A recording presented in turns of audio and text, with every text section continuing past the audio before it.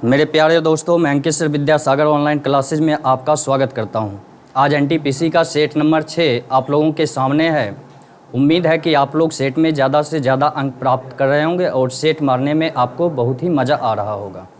तो चलिए देखते हैं आज का रीजनिंग का सवाल कौन कौन सा है हमारे सेट में। तो चलिए देखते हैं क्वेश्चन हमारे सामने क्या है। तो देखिएगा क्वेश्चन नंबर 7 आपके सामने क्वेश्चन नंबर 7 है और क्वेश्चन नंबर 7 में लेटर्स नंबर सीरीज से सवाल पूछा गया है। चैप्टर आपका नंबर सीरीज से है। देखते हैं कौन सा सवाल है और क्या पूछा जा रहा है। तो चलिए देखते हैं। पूछा गया है 1 2 क्या है बाबू। तो देखिएगा 1, उसके बाद है 2, फिर है 3, उसके बाद 5, फिर 5, 8, चलिए उसके बाद आपको दिया गया है 7, 11 और अगला आपसे पूछा गया है। चलिए देखते हैं क्या है। तो देखिएगा यहाँ जो सीरीज आपका चल रहा है अल्टरनेट सीरीज चल रहा है। क्या है 1 2 3 5 5 8 7 और 11। अल्टरनेट देखिए कैसे है। तो यहाँ देखिए 1 और 3 के बीच में देखो बाबू 1 और 3 के बीच में कितने का अंतर चल रहा है। तो 2 का अंतर। उसके बाद देखिए 3 और 5 के बीच में कितने का अंतर है। तो 2 का अंतर है। फिर 5 और 7 के बीच में कितने का अंतर। तो 2 का अंतर। उसके बाद देखिए अगला आपसे पूछा गया है तो 7 और आगे आपसे फिर आगे देख लीजिए यहाँ पे 2 और 5 के बीच में 3 का अंतर चल रहा है। 5 और 8 के बीच में 3 का अंतर चल रहा है। 8 और 11 के बीच में कितने का अंतर है। तो 3 का। आगे आपसे पूछा गया तो यहाँ कितने का अंतर हो जाएगा। 2 का। तो 7 और 2 कितने हो जाएंगे। तो 9 हो जाएगा। आपका आंसर चला जाएगा ऑप्शन नंबर बी, यानी कि 9 आंसर जाएगा। तो चलिए अगले सवाल की तरफ हम लोग चलते हैं। देखते हैं अगला सवाल क्या है। तो देखिएगा आपके सामने क्वेश्चन नंबर 12 भी आपका नंबर सीरीज से पूछा गया है और आपको अंक दिया गया है 2। चलिए देखिएगा अंक दिया गया है 2, उसके बाद है 8, फिर है आपका 14 के बाद है 24, उसके बाद है 34, फिर है आपका 48। अगला अंक संख्या आपसे पूछा जा रहा है। तो देखिए 2 और 8 के बीच में कितने का अंतर है। तो 6 का। उसके बाद 8 और 14 के बीच में तो 6 का। 14 और 24 के बीच देखिए अंतर तो कितने का है। 10 का। 24 और 34 के बीच में 10 का अंतर चल रहा है। और उसके बाद देखिए 34 और 48 के बीच में तो 14 का अंतर चल रहा है। कितने का चल रहा है। 14 का। अब देखिए क्या है, पहले 6 का अंतर लिया गया, 2 बार 6 6, उसके बाद फिर 2 बार लिया गया 10 10 का। तो आगे फिर क्या होगा, 2 बार आपका 14 का अंतर चलेगा। देखिए 6 4 का अंतर, 6 4 10 और 10 4 14। अब देखिए आगे 14 का अंतर यदि हम लेंगे तो 48 और 14 कितने हो जाएंगे। तो 48 और 14 आपका 62 हो जाएगा, यानी कि ऑप्शन नंबर कौन चला जाएगा आपका बी। 48 और 14 आपका हो जाएगा 62 और आंसर चला जाएगा आपका ऑप्शन नंबर बी। चलिए अगला सवाल हम लोग देखते हैं। अगला सवाल क्या है। तो दोस्तों वीडियो देखने में आपको मज़ा आ रहा हो तो इस वीडियो को ज़्यादा से ज़्यादा आप लोग शेयर करें। चलिए देखते हैं क्वेश्चन नंबर 15 में। क्वेश्चन नंबर 15 में बोला गया कि एक व्यक्ति अपने घर से निकलने के बाद दक्षिण दिशा में 4 किलोमीटर चलता है। डायरेक्शन चैप्टर से ये सवाल आ गया है तो पहले डायरेक्शन आप लोग जान लीजिए। तो देखिए बाबू यहाँ पे ऊपर का जो दिशा आपका होगा वह दिशा कौन सा हो जाएगा। तो नॉर्थ होगा। नीचे आपका साउथ होता है, दाएं ईस्ट हो जाएगा और बाएं आपका क्या हो जाएगा, वेस्ट हो जाएगा। जब व्यक्ति का चेहरा नॉर्थ में हो तो उसका लेफ्ट हैंड हमेशा वेस्ट में और राइट हैंड क्या होता है, ईस्ट में हो जाता है। जब व्यक्ति का चेहरा ईस्ट में हो तो उसका लेफ्ट हैंड नॉर्थ में और राइट हैंड साउथ में होता है, यानी कि लेफ्ट ऊपर और राइट क्या होगा, नीचे हो जाएगा। जब व्यक्ति का चेहरा साउथ दिशा में हो तो उसका लेफ्ट हमेशा क्या होगा, पूर्व दिशा की ओर और राइट हैंड किधर हो जाएगा, पश्चिम दिशा की ओर। और जब व्यक्ति का चेहरा पश्चिम दिशा में हो तो लेफ्ट आपका नीचे होगा और राइट क्या होगा, ऊपर, यानी कि राइट नॉर्थ में और लेफ्ट क्या होगा, साउथ में हो जाएगा। और देखिए नॉर्थ से ईस्ट में जब आप जाइएगा तो ये जो मुड़ना होता है आपका कितने डिग्री पर होता है, तो 90 डिग्री। कितने डिग्री, तो 90 डिग्री। 90 डिग्री क्लॉकवाइज मुड़ने पे आपका चेहरा क्या हो जाएगा, ईस्ट में। ईस्ट से 90 डिग्री क्लॉकवाइज मुड़िएगा तो आपका चेहरा साउथ में, और साउथ से 90 डिग्री क्लॉकवाइज मुड़ने पर आपका चेहरा वेस्ट में चला जाएगा, और वेस्ट से 90 डिग्री क्लॉकवाइज मुड़ने पर फिर आपका चेहरा नॉर्थ में चला जाएगा। नॉर्थ तथा ईस्ट के बीच के दिशा को क्या कहते हैं हम लोग, नॉर्थ ईस्ट कहते हैं। साउथ तथा ईस्ट के बीच के दिशा को साउथ ईस्ट कहते हैं।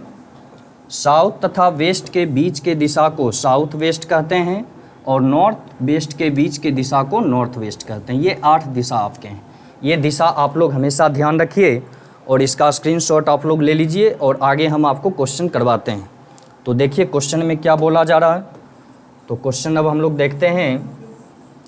क्वेश्चन में बोला गया कि एक व्यक्ति अपने घर से निकलने के बाद दक्षिण दिशा में 4 किलोमीटर चलता है। एक व्यक्ति का मानिए कि यहाँ पे घर है, बोला गया कि वह व्यक्ति अपने घर से निकलने के बाद दक्षिण दिशा तो नीचे की ओर होता है, और दक्षिण दिशा में वह कितना किलोमीटर चलता है, तो 4 किलोमीटर।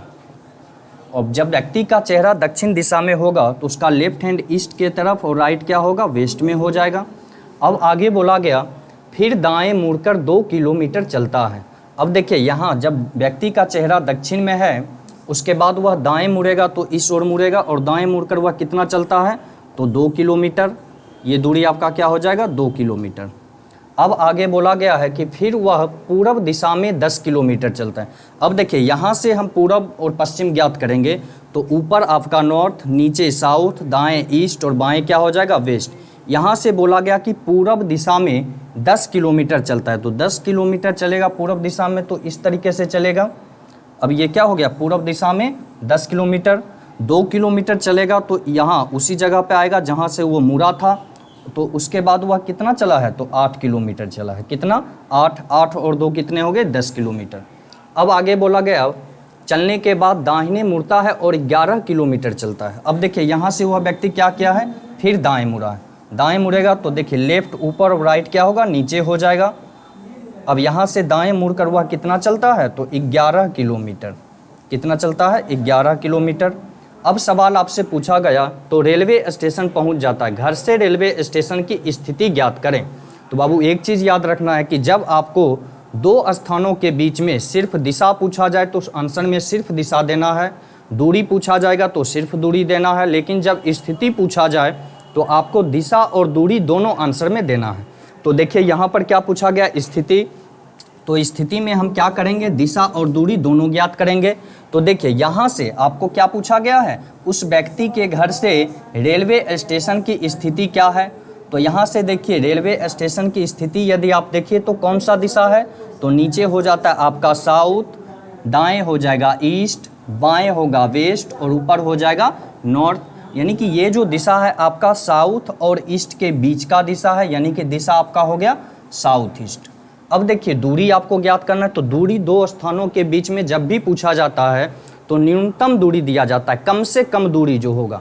तो 2 स्थानों के बीच में जितना दूरी चला वो जोड़कर आंसर नहीं देना, कितना, तो दोनों के बीच में जो कम दूरी, तो ये सीधे का होगा। तो देखिए कितना है, यहाँ से यहाँ की दूरी कितनी है, तो 8 किलोमीटर। और देखिए यदि वो 8 किलोमीटर है तो ऊपर का ये दूरी भी कितना हो जाएगा, 8 किलोमीटर। और यहाँ से देखिए ये दूरी कितना है आपका, 4, तो ये दूरी आपका कितना हो जाएगा, 4 किलोमीटर। यानी कि 4 और 11 कितने हो गए, 15, और ऊपर कितना है आपका 8 किलोमीटर। तो निकाल लीजिए √8 का स्क्वायर प्लस 15 का स्क्वायर, तो कितने हो जाएंगे, 64 प्लस 225, टोटल कितना हो जाएगा आपका 289। और 289 किसका स्क्वायर होता है बाबू, तो 17 का, रूट से बाहर निकलेगा कितना हो जाएगा, 17। तो आपका आंसर चला जाएगा 17 किलोमीटर दक्षिण पूर्व। 17 किलोमीटर दक्षिण पूर्व, यानी कि ऑप्शन नंबर डी आपका आंसर चला जाएगा, ऑप्शन नंबर डी। चलिए अगले सवाल की तरफ हम लोग चलते हैं, देखते हैं अगला सवाल मेरा क्या है।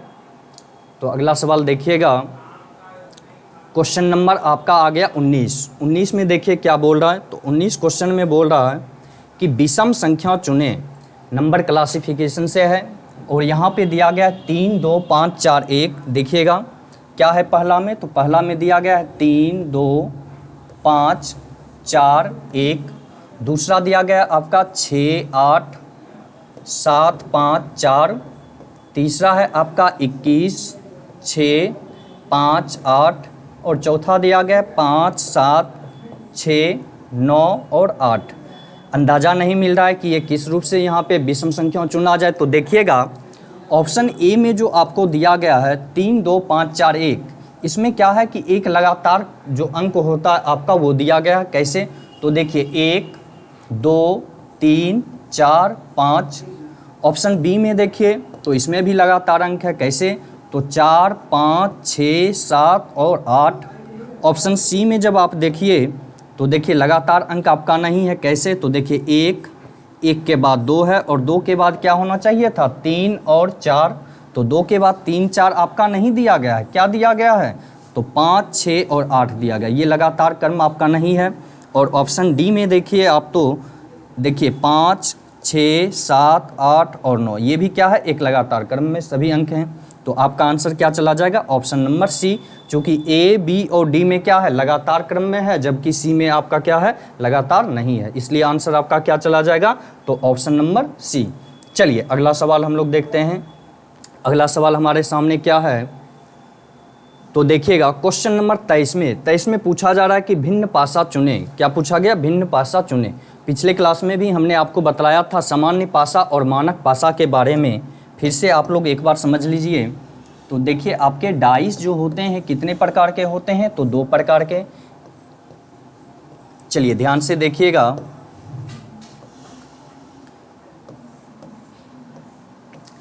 किसी भी पासा में जो आपका सतह होते हैं कितने होते हैं बाबू? तो किसी भी पासे के जो सतह होते हैं वह आपके 6 होते हैं। 6 सतह। किसी भी पासे में कितने सतह होते हैं? तो 6। और एक सतह का 4 पड़ोसी सतह, कितने पड़ोसी सतह होते हैं? 4 पड़ोसी सतह तथा एक क्या होता है? विपरीत सतह हो जाता है। एक विपरीत सतह होता है। ये चीज़ आप हमेशा ध्यान रखिएगा। चलिए यहाँ पे हमने 2 पासा बनाया, ऊपर हमने लिख दिया 2 5 और 3, और इस पासे पे हमने लिखा 3 5 6। आपको ध्यान देना है, जब भी पासा आप देखिए तो सबसे उसे पहचानिए कि वह पासा आपका सामान्य पासा है या मानक पासा है। तो पहचानने का क्या है? तो जिस पासे पर लिखे अंकों का पड़ोसी सतह पर लिखे अंकों का योग यदि 7 हो जाए, जैसे यहाँ देखिए ऊपर के सतह में क्या लिखा हुआ है? तो 2, दाएं के सतह पे 5 और सामने के सतह पे 3। तो दाएं और ऊपर के सतह देखिए तो 2 और 5 का योग कितना हो जाएगा? तो 7 हो जाएगा। जब पड़ोसी सतह पर लिखे अंकों का योग 7 हो जाए तो वह पासा आपका कौन सा पासा होता है? तो सामान्य पासा होता है। कौन सा पासा हो जाएगा? सामान्य पासा। लेकिन जब पड़ोसी सतह पर लिखे अंकों का योग 7 नहीं हो, जैसे देखिए 3 और 5 को आप यदि जोड़ते हैं तो यह आपका 7 नहीं होता है। उसके बाद देखिए 5 और 6 को यदि आप जोड़ते हैं तो इसका भी योग आपका 7 नहीं होगा। 6 और 3 को जब आप जोड़िएगा तो इसका योग भी आपका 7 नहीं होगा। यानी कि जब पड़ोसी सतह पर लिखे अंकों का योग 7 नहीं हो तो वह पासा आपका कौन सा पासा कहलाता है? तो मानक पासा कहलाता है। कौन सा पासा? मानक पासा। अब देखिए ये चीज़ आपको हमेशा याद रखना है। अब देखिए क्वेश्चन में क्या बोला गया? तो क्वेश्चन में बोला गया कि भिन्न पासा चुने। तो भिन्न पासा चुनिए। देखिए तो ए नंबर ऑप्शन में देखिए क्या लिखा हुआ है? 5 1 और 2। 5 और 2 को जब हम जोड़ते हैं तो कितना होता है? 7। और हमने अभी आपको क्या बतलाया कि जब पड़ोसी सतह पर लिखे अंकों का योग 7 हो जाए तो वह पासा कौन सा पासा है? सामान्य पासा। यानी कि ऑप्शन ए में जो पासा दिया गया यह कौन सा पासा है? सामान्य पासा है। अब देखिए ऑप्शन बी में क्या है? तो ऑप्शन बी में देखिएगा 6 1 और 4। 6 और 1 को जब आप जोड़िएगा तो कितने हो जाएंगे? 7। इन दोनों का योग कितना हो जाएगा? 7। यानी कि ये भी जो पासा है आपका कौन सा पासा है? सामान्य पासा है। अब देखिए ऑप्शन नंबर सी में, तो सी में देखिए 3 और 4, 3 4 को भी जोड़िएगा तो कितना होगा? तो 7 हो जाएगा। यानी कि यह जो पासा है कौन सा पासा है? सामान्य पासा है। ऑप्शन नंबर डी में देखिए 5 और 1, इसका योग आपका कितना हो जाता है? 6 होता है। 5 और 3 कितना हो जाएगा? 8 हो जाएगा, 5 और कितना है 3। चलिए देखिएगा 5 और 3 कितने हो जाएंगे, तो 8 हो जाएंगे। उसके बाद है 3 और 1, 3 1 को जोड़िएगा तो कितना हो जाएगा, 4 हो जाएगा। चलिए 3 और 1 यदि जोड़िएगा तो यह हो जाएगा आपका 4। तो देखिए किसी भी सतह पर पड़ोसी सतह के अंकों का योग 7 नहीं हो रहा है, तो यह पासा आपका कौन सा पासा हो जाएगा, मानक पासा। तो आपसे पूछा गया कि विषम पासा चुने, तो देखिए यह ए बी और सी में जो पासा दिया गया है यह पासा आपका कौन सा है, सामान्य पासा है, जबकि डी नंबर जो पासा है आपका कौन सा है, मानक पासा है। तो आपका आंसर कौन सा चला जाएगा, ऑप्शन नंबर डी। चूंकि उन तीनों से क्या है, यह अलग है, तो आपका आंसर चला जाएगा ऑप्शन नंबर डी। चलिए अगले सवाल की तरफ हम लोग चलते हैं, देखते हैं अगला सवाल मेरा क्या है। तो देखिएगा क्वेश्चन नंबर 26, क्वेश्चन नंबर 26 में बोला गया कि एक कक्षा में पंकज और गोपाल पड़ोसी हैं। आरंभ से पंकज 8वें स्थान पर है एवं अंत से गोपाल 7वें स्थान पर है, तो कक्षा में कुल कितने विद्यार्थी हैं। तो चलिए देखिएगा, सवाल में बोला गया कि एक कक्षा में पंकज और गोपाल पड़ोसी हैं। तो देखिए पंकज और गोपाल यदि पड़ोसी होंगे तो इसी रूप में होंगे, पंकज और गोपाल दोनों बगल में बैठे होंगे। अब देखिए सवाल में क्या बोला गया कि आरंभ से पंकज 8वें स्थान पर है। यदि आरंभ से पंकज 8वें स्थान पर होगा तो 7 विद्यार्थी के बाद 8वां पोजीशन होगा पंकज का। और आगे बोला गया अंत से गोपाल 7वें स्थान पर है। यदि अंत से गोपाल 7वें स्थान पर होगा तो गोपाल के नीचे कितने विद्यार्थी हो जाएंगे, तो 6। तो देखिए 6 1 7, 7वां पोजीशन किसका हो गया, गोपाल का। और ऊपर से देखिए 7 1 8, 8वां पोजीशन किसका हो गया, पंकज का। अब बोला जा रहा है कि कक्षा में कुल कितने व्यक्ति हैं। अब देखिए ये पंकज और गोपाल का तो ये पंक्ति आपने तैयार कर लिया, जिसमें पंकज आपका ऊपर है और गोपाल क्या है, आपका नीचे है। लेकिन क्वेश्चन में ये तो नहीं बोला है कहीं भी। अब देखिए एक स्थिति आपके सामने और बनेगा जिसमें गोपाल आपका क्या होगा, ऊपर हो जाएगा और पंकज कहाँ चला जाएगा, नीचे। ये स्थिति भी, इस स्थिति में भी देखिए दोनों क्या है, पड़ोसी है। अब सवाल में बोला गया कि आरंभ से पंकज 8वें स्थान पर है। यदि आरंभ से पंकज 8वें स्थानों पे होगा तो 6 व्यक्ति, 6 के बाद गोपाल 7 और 8वां पोजीशन किसका हो जाएगा, पंकज का। क्या बोल रहा है, आरंभ से पंकज 8वें स्थान पर, तो पंकज के ऊपर कितने विद्यार्थी चाहिए, 7 चाहिए। तो देखिए 6 और गोपाल कितने हो गए, 7, उसके बाद पंकज 8वां पोजीशन। और नीचे से बोला गया है कि गोपाल जो है उसका पोजीशन कौन सा है, 7वां है। तो नीचे से 7वां, यानी कि गोपाल के नीचे हमें चाहिए 6 विद्यार्थी। तो गोपाल के नीचे देखिए एक पंकज है और पंकज के नीचे कितने हो जाएंगे, 5। तो गोपाल का पोजीशन कौन सा हो जाएगा, 7वां। नीचे से देखिए 5 व्यक्ति, पंकज 6 और 7वां पोजीशन किसका हो जाएगा, गोपाल का। अब देखिए सवाल आपसे पूछा गया कि कक्षा में कुल कितने विद्यार्थी हैं। यदि इस पंक्ति को आप देखें तो देखिए कितने व्यक्ति हैं, तो 7, पंकज 8, गोपाल 9 और 6 व्यक्ति गोपाल के नीचे। 9 6 कितने हो गए, 15। इस पंक्ति में कुल व्यक्ति कितने हैं, 15 हैं। इस पंक्ति में यदि आप देखिए तो देखिए 6 व्यक्ति, 6 के बाद गोपाल 7, पंकज 8 और पंकज के नीचे 5, यानी कि इस पंक्ति में आपके कितने विद्यार्थी हैं, तो 13 विद्यार्थी हैं। ये 2 स्थिति इस क्वेश्चन से बन सकता है। अब देखिए क्या है, आंसर में आपको क्या देना है। तो ऑप्शन ए में बोला गया 15, तो सिर्फ 15 हम नहीं दे सकते, हो सकता है क्वेश्चन के अनुसार ये स्थिति भी बन जाए। उसके बाद बी में दिया गया है 13, तो हम सिर्फ 13 भी नहीं मार सकते हैं, चूँकि हो सकता है 15 हो, ये स्थिति बन जाए। अब देखिए सी 17 तो आपका होगा ही नहीं। और ऑप्शन नंबर डी में क्या दिया गया, 13 या 15, 13 या 15। अब 13 या 15 है तो देखिए या तो पंक्ति में अगर ये स्थिति रहेगी तो 13 विद्यार्थी होगा और ये स्थिति रहेगी तो 15 विद्यार्थी हो जाएगा। तो हो सकता है या तो 13 होगा या फिर कितने हो जाएंगे, 15। तो आपका आंसर क्या चला जाएगा, ऑप्शन नंबर डी। लेकिन बाबू एक चीज़ ध्यान रखना है, यदि यहाँ पर ऑप्शन नंबर डी में 13 या 15 नहीं होकर यदि होता जानकारी अधूरी है तो आपका आंसर क्या चला जाता, जानकारी अधूरी है। लेकिन यदि जानकारी अधूरी भी ऑप्शन में नहीं होता और 13 या 15 के जगह पे आपका ऑप्शन में दिया गया होता 18। अब की स्थिति में आपके सामने ऑप्शन में क्या है, 15, 13, 17 और 18। अब की स्थिति में आपका आंसर क्या जाएगा, तो ध्यान रखिएगा, अब जो आपका आंसर जाएगा 13 या 15 में, ये तो स्पष्ट है कि या तो पंक्ति में 13 व्यक्ति हैं या कितने हैं, 15 हैं। तो इन दोनों में जो पहले रहेगा वही आपका ऑप्शन सही जाएगा। तो अब की स्थिति में आपका आंसर क्या चला जाएगा, तो 15, यानी कि ऑप्शन नंबर ए। यदि 13 पहले होता तो मेरा आंसर चला जाता 13, लेकिन पहले यहाँ पे कौन है 15, तो आंसर क्या होगा 15। लेकिन क्वेश्चन के अनुसार आप जब देखिए तो यहाँ पर आपको दिया गया है 13 और 15, तो या में आंसर जाएगा 13 या 15, यानी कि ऑप्शन नंबर डी अभी के अनुसार। चलिए अगले सवाल की तरफ हम लोग चलते हैं, देखते हैं अगला सवाल मेरा क्या है।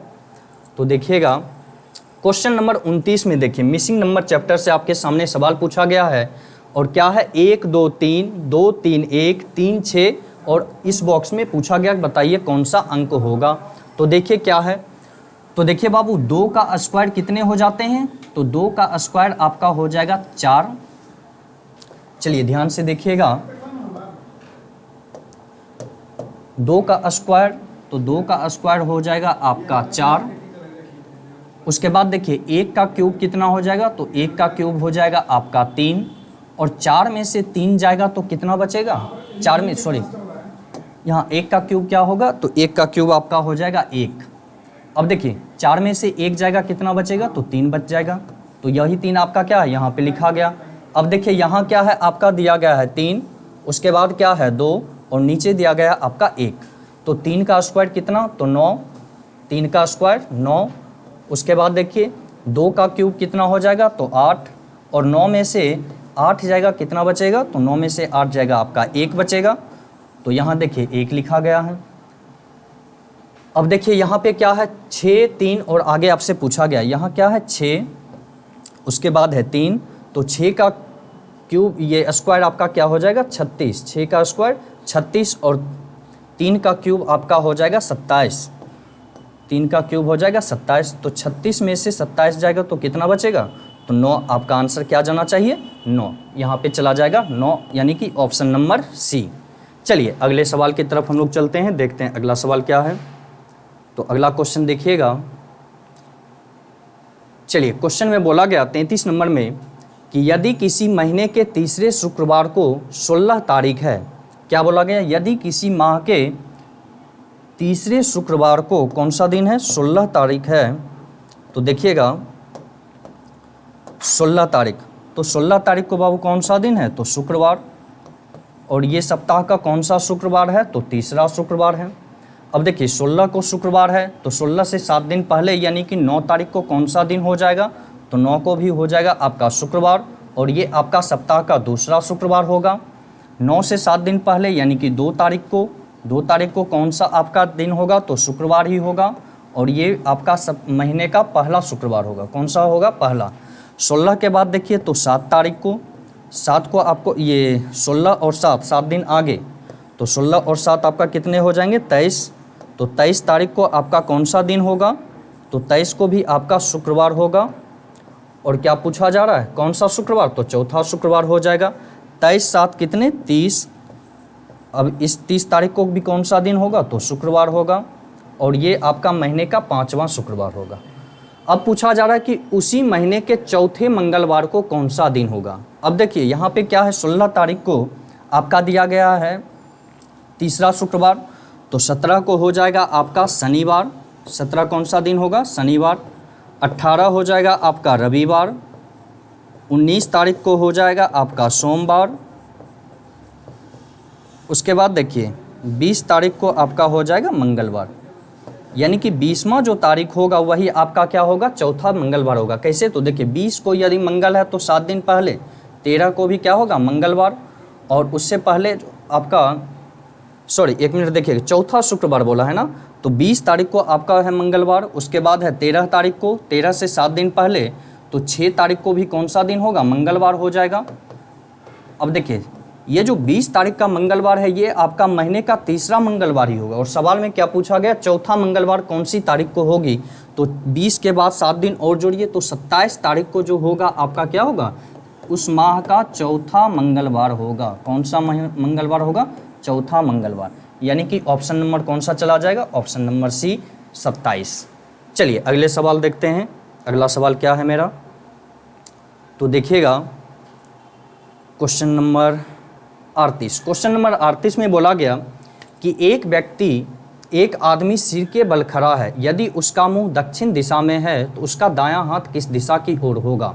अब देखिए, जब व्यक्ति सीधा खड़ा हो, कैसे खड़ा हो, सीधा यानी कि पैर के बल पे, तो जब व्यक्ति पैर के बल पे खड़ा होगा तो देखिए उसका ऊपर ये मुंह हो गया और नीचे क्या हो जाएगा, पैर। अब बोला गया कि यहाँ पर देखिए, अब व्यक्ति का चेहरा क्या है, नॉर्थ में यानी कि उत्तर दिशा में, तो राइट हैंड इसका क्या होगा, पूर्व दिशा की ओर, और लेफ्ट हैंड इसका हो जाएगा पश्चिम में। लेकिन जब व्यक्ति सर के बल खड़ा होगा तो उसका पैर ऊपर और क्या होगा, सर नीचे रहेगा।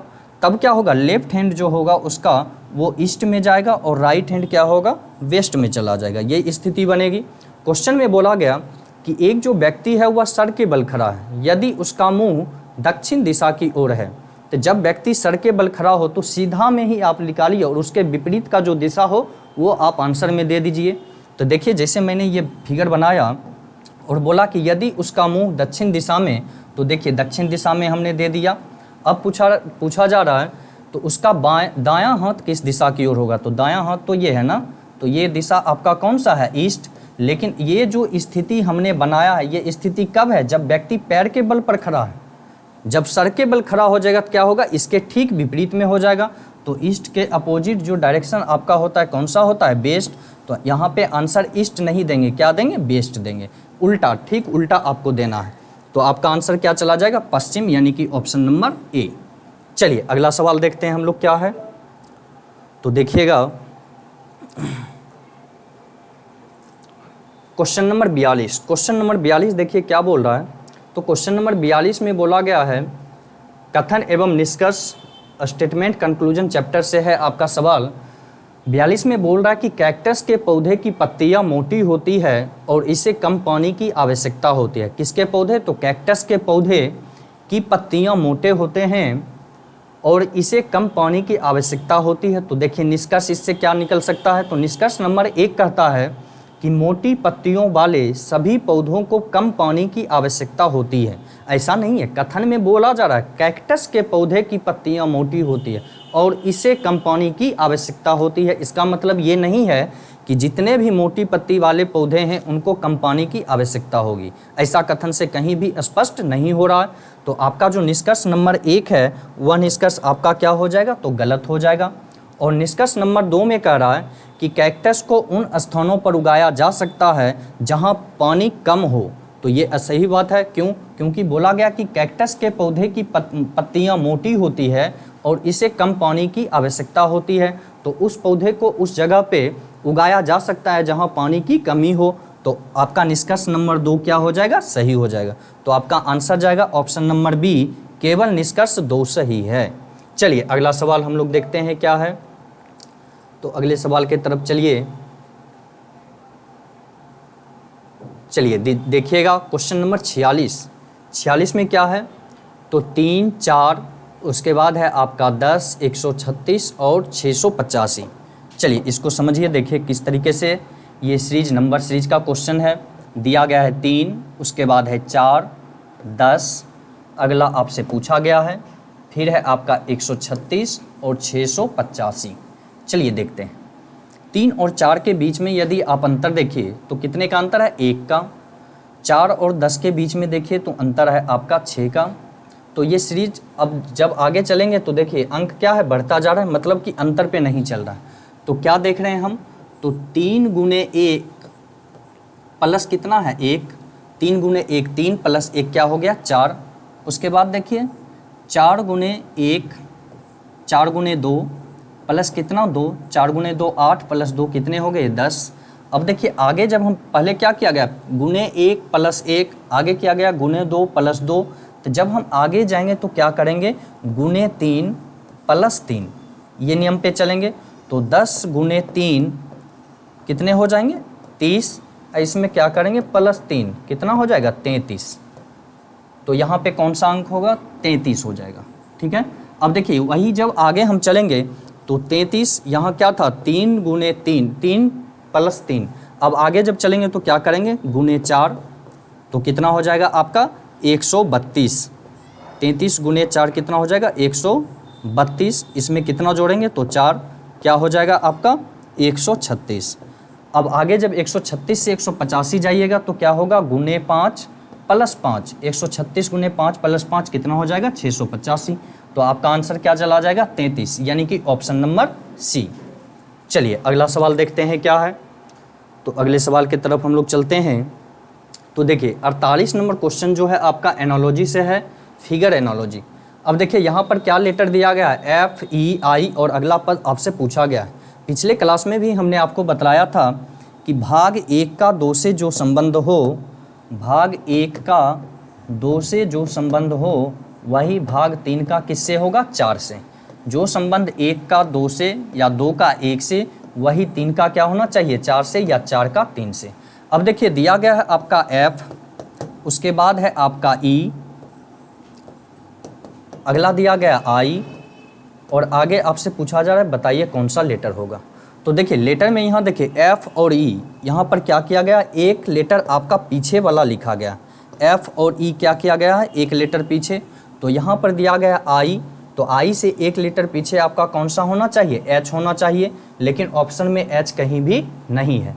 तो इसका मतलब ये नहीं है कि ये क्वेश्चन आपका गलत है। दूसरा तरीका से सोचिए कि और क्या हो सकता है। तो अब लेटर छोड़ दीजिए, क्या करना है, अब फिगर से सोचिए। तो फिगर से जब हम देखते हैं तो यहाँ एफ देखिए, एफ लिखने में कितने लकीर, क्या है 3 लकीर पड़ा हमको ज़रूरत। और जब ये आगे चलता है तो देखिए नीचे का एक लकीर जोड़ देने से ये ई प्राप्त हो जाता है, नीचे का एक। जैसे देखिए यहाँ पर हमने एफ लिखा और नीचे एक लकीर हमने जोड़ दिया, तो ये कौन सा लेटर बन गया, ई। अब आगे क्या है आपका आई, तो आई से जब हम आगे जाएंगे तो आई में यदि हम एक लकीर नीचे जोड़ देंगे, एक लाइन नीचे जोड़ देंगे, तो देखिए कौन सा लेटर मेरा बन जा रहा है, एल। तो मेरा आंसर चला जाएगा एल, यानी कि ऑप्शन नंबर बी। अब फिगर के अनुसार इसको सोचिएगा। चलिए अगले क्वेश्चन की तरफ हम लोग चलते हैं, देखते हैं अगला सवाल मेरा क्या है। तो देखिएगा क्वेश्चन नंबर 51। क्वेश्चन नंबर 51 में आपके सामने जो है वो क्या है, देखिएगा फिगर में। तो क्वेश्चन नंबर 51 में दिया गया है 7, 15, 31, 63, 127, और अगला आपसे पूछा जा रहा है क्या होगा। तो देखिएगा, तो 7 गुने 2 14, अब प्लस क्या किया गया है 1, 14 1 कितने हो जाएंगे 15। 15 से फिर जब आप आगे बढ़ते हैं तो देखिए 15 गुने 2 अब प्लस 1, 15 गुने 2 30, प्लस 1 कितने हो गए 31। 31 से जब आप फिर आगे बढ़ते हैं तो क्या देखते हैं 31 गुने कितने हो जाएंगे 2, और प्लस कितना है तो 1। तो 31 गुने 2 62, और 1 कितने हो जाएंगे 63। 63 गुने 2 आगे देखिए 63 गुने 2 126, अब प्लस 1 कितना हो जाएगा 127। आगे 127 लिख दिया गया। अब आपसे पे पूछा जा रहा है आगे क्या होगा, तो 127 से आगे देखिए तो 127 गुने 2 कितना हो जाएगा आपका 254। उसके बाद इसमें क्या करेंगे 1 जोड़ देंगे तो क्या हो जाएगा 255। तो उस बॉक्स में जो आपका अंक आएगा वो कौन सा संख्या होगा 255, यानी कि ऑप्शन नंबर बी। चलिए अगला सवाल देखते हैं क्या है।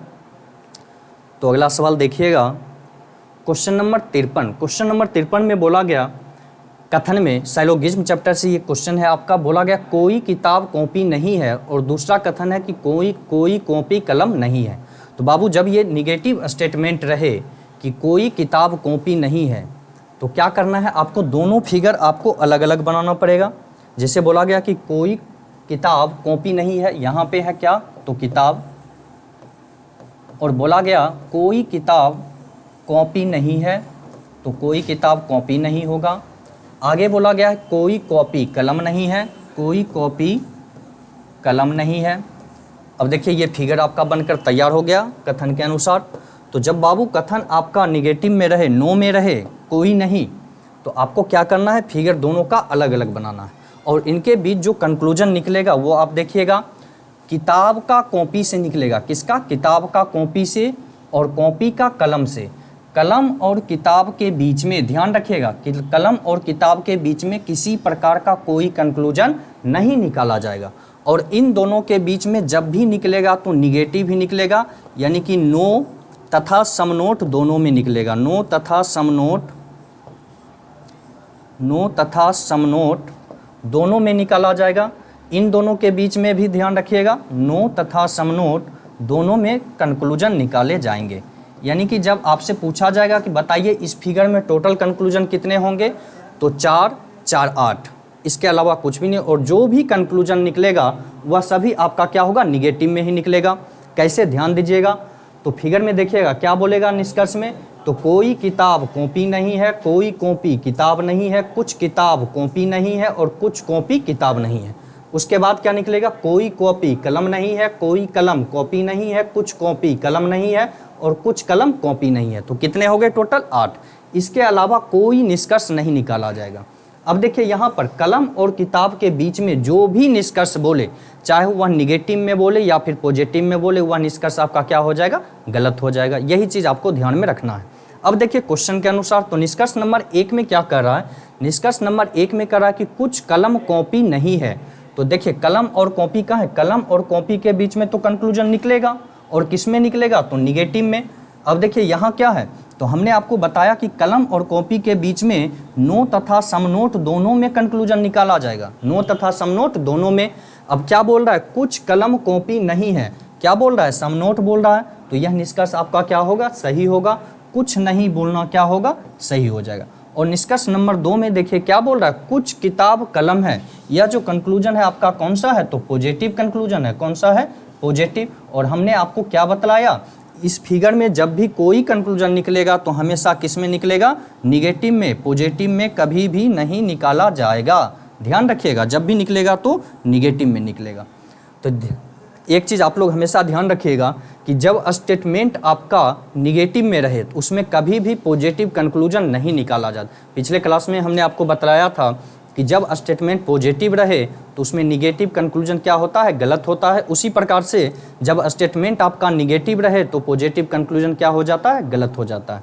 तो निष्कर्ष नंबर 2 आपका क्या हो जाएगा, गलत हो जाएगा। और निष्कर्ष नंबर 1 आपका क्या होगा, सही होगा। तो आपका आंसर जाएगा ऑप्शन नंबर ए, केवल 1 सही है।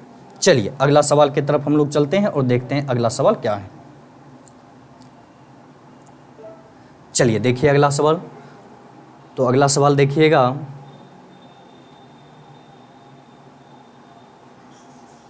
चलिए अगला सवाल आपको बोला गया क्वेश्चन नंबर 56 में कौन सा शब्द EXACTLY शब्द से नहीं बन सकता है।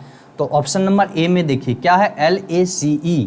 तो यहाँ शब्द जो दिया गया उसमें चेक कीजिए कि क्या वो शब्द से बन सकता है या फिर नहीं बन सकता है। तो देखिए L भी है, C है, L, उसके बाद A, C और E, ये चारों जो लेटर ऑप्शन नंबर ए में आपको दिख रहे हैं LACE, ऊपर वाले शब्द से लेटर लेकर ही ये शब्द बनाया गया। तो ऑप्शन नंबर ए आपका क्या हो जाएगा, गलत हो। पूछ क्या रहा है, नहीं बन सकता है, वह आप ढूंढिए। ऑप्शन नंबर बी में देखिए क्या है, CLEAT। तो CLEAT ये भी क्या है, ऊपर वाले का ही है।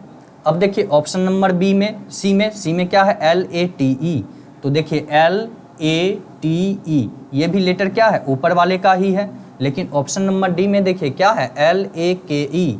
तो LAK, के इसमें नहीं है, तो के लेटर आपका क्या है, बाहर से लाया गया है। तो यह आपका आंसर जाएगा ऑप्शन नंबर डी। क्या पूछा जा रहा है, कौन सा शब्द है जो EXACTLY शब्द से नहीं बन सकता है। तो LAKE यह शब्द ऐसा है जो इस लेटर का प्रयोग करके नहीं बनाया जा सकता है। क्यों, क्योंकि के लेटर जो है आपका ऊपर वाले वर्ड में के लेटर नहीं है। तो आपका आंसर क्या चला जाएगा, ऑप्शन नंबर डी। चलिए अगला सवाल देखते हैं, अगला सवाल क्या है। तो अगला सवाल देखिएगा, क्वेश्चन नंबर आपके सामने है। चलिए देखिएगा क्वेश्चन नंबर 62 लेटर सीरीज से पूछा गया है। क्वेश्चन नंबर 62 में है YEB। क्वेश्चन नंबर 62 देखिए क्या है, YEB, उसके बाद है WFD, आगे है UHG और आगे है SKI और अगला आपसे पूछा जा रहा है। तो देखिए यहाँ अंतर क्या चल रहा है। तो Y का पोजीशन, सबका पहले लेटर से संबंधित जो भी सवाल हो क्या करना है, सबसे पहले उसका पोजीशन लिख लेना है। तो Y का पोजीशन क्या होता है, तो Y का पोजीशन हो जाता है 25, Y का पोजीशन 25, E का पोजीशन 5 और B का पोजीशन 2, W का पोजीशन हो जाता है 23, F का 6 और D का 4, U का पोजीशन 21, H का पोजीशन 8 और G का पोजीशन 7, S का 19, K का 11 और I का 9। चलिए देखते हैं कैसा सीरीज चल रहा है। तो देखिए 25 में से 2 जाएगा, कितना होगा, तो 23 - 2, 23 में से 2 जाएगा कितना, तो 21 यानी कि U, और 21 में से 2 जाएगा कितना, तो आपका है S यानी कि 19। 19 किसका पोजीशन, S का। तो आगे जब हम -2 करेंगे तो कौन सा लेटर होगा, तो 19 - 2 17, यानी कि लेटर आपका हो जाएगा Q। कौन सा लेटर होगा, Q। आगे देखिए क्या है, E का पोजीशन क्या है 5। तो 5 के बाद देखिए आगे जब ये गया है क्या किया गया है, +1, 5 1 6। जब आगे देखिएगा तो देखिए 6 और यहाँ क्या है 8, यानी कि +2, यहाँ सॉरी चलिए यहाँ +1 होगा ना, 1। अब आगे जब गया 6 और 2 कितने हो गए 8, यानी कि +2। और आगे देखिए 8 से जब आगे गया तो कितना है +3। जब हम आगे चलेंगे तो कितना करेंगे, +4 करेंगे, कितने +4। तो 11 4 15, और 15 किसका पोजीशन है, O का। तो आपका हो जाएगा O। आगे देखिए अंतिम का जो लेटर है आपका क्या है, B। तो B से आगे जब हम चलते हैं तो देखिए यहाँ क्या है D। तो 2 और +2 क्या गया, तो कितना हो गया 4। अब आगे देखिए अंतिम लेटर कौन सा है, 7। तो 4 और 3 यहाँ क्या किया गया है, +3। अब आगे देखिए 7 से जब आगे हम चलते हैं तो फिर है आपका 9, और यहाँ क्या किया गया है +2, यानी कि एक बार +3 और दूसरे बार +2। तो +2 +3 +2, जब हम आगे चलेंगे तो क्या करेंगे, +3 कर देंगे। तो 9 और 3 कितना 12, और 12 किसका पोजीशन है, L का। तो आपका जिस भी ऑप्शन में QOL हो वही क्या होगा, आपका आंसर होगा, यानी कि ऑप्शन नंबर A QOL। चलिए देखते हैं अगला सवाल क्या है। तो हमारे सामने देखिए अगला सवाल रीजनिंग का क्वेश्चन नंबर 65। तो क्वेश्चन नंबर 65 देखिएगा। क्वेश्चन नंबर 65 में है कि नीचे एक पासे के 2 प्रारूप दिए गए हैं, अंक 4 के पड़ोसी सतह पर लिखे अंकों का योग क्या होगा, ये आपसे पूछा जा रहा है।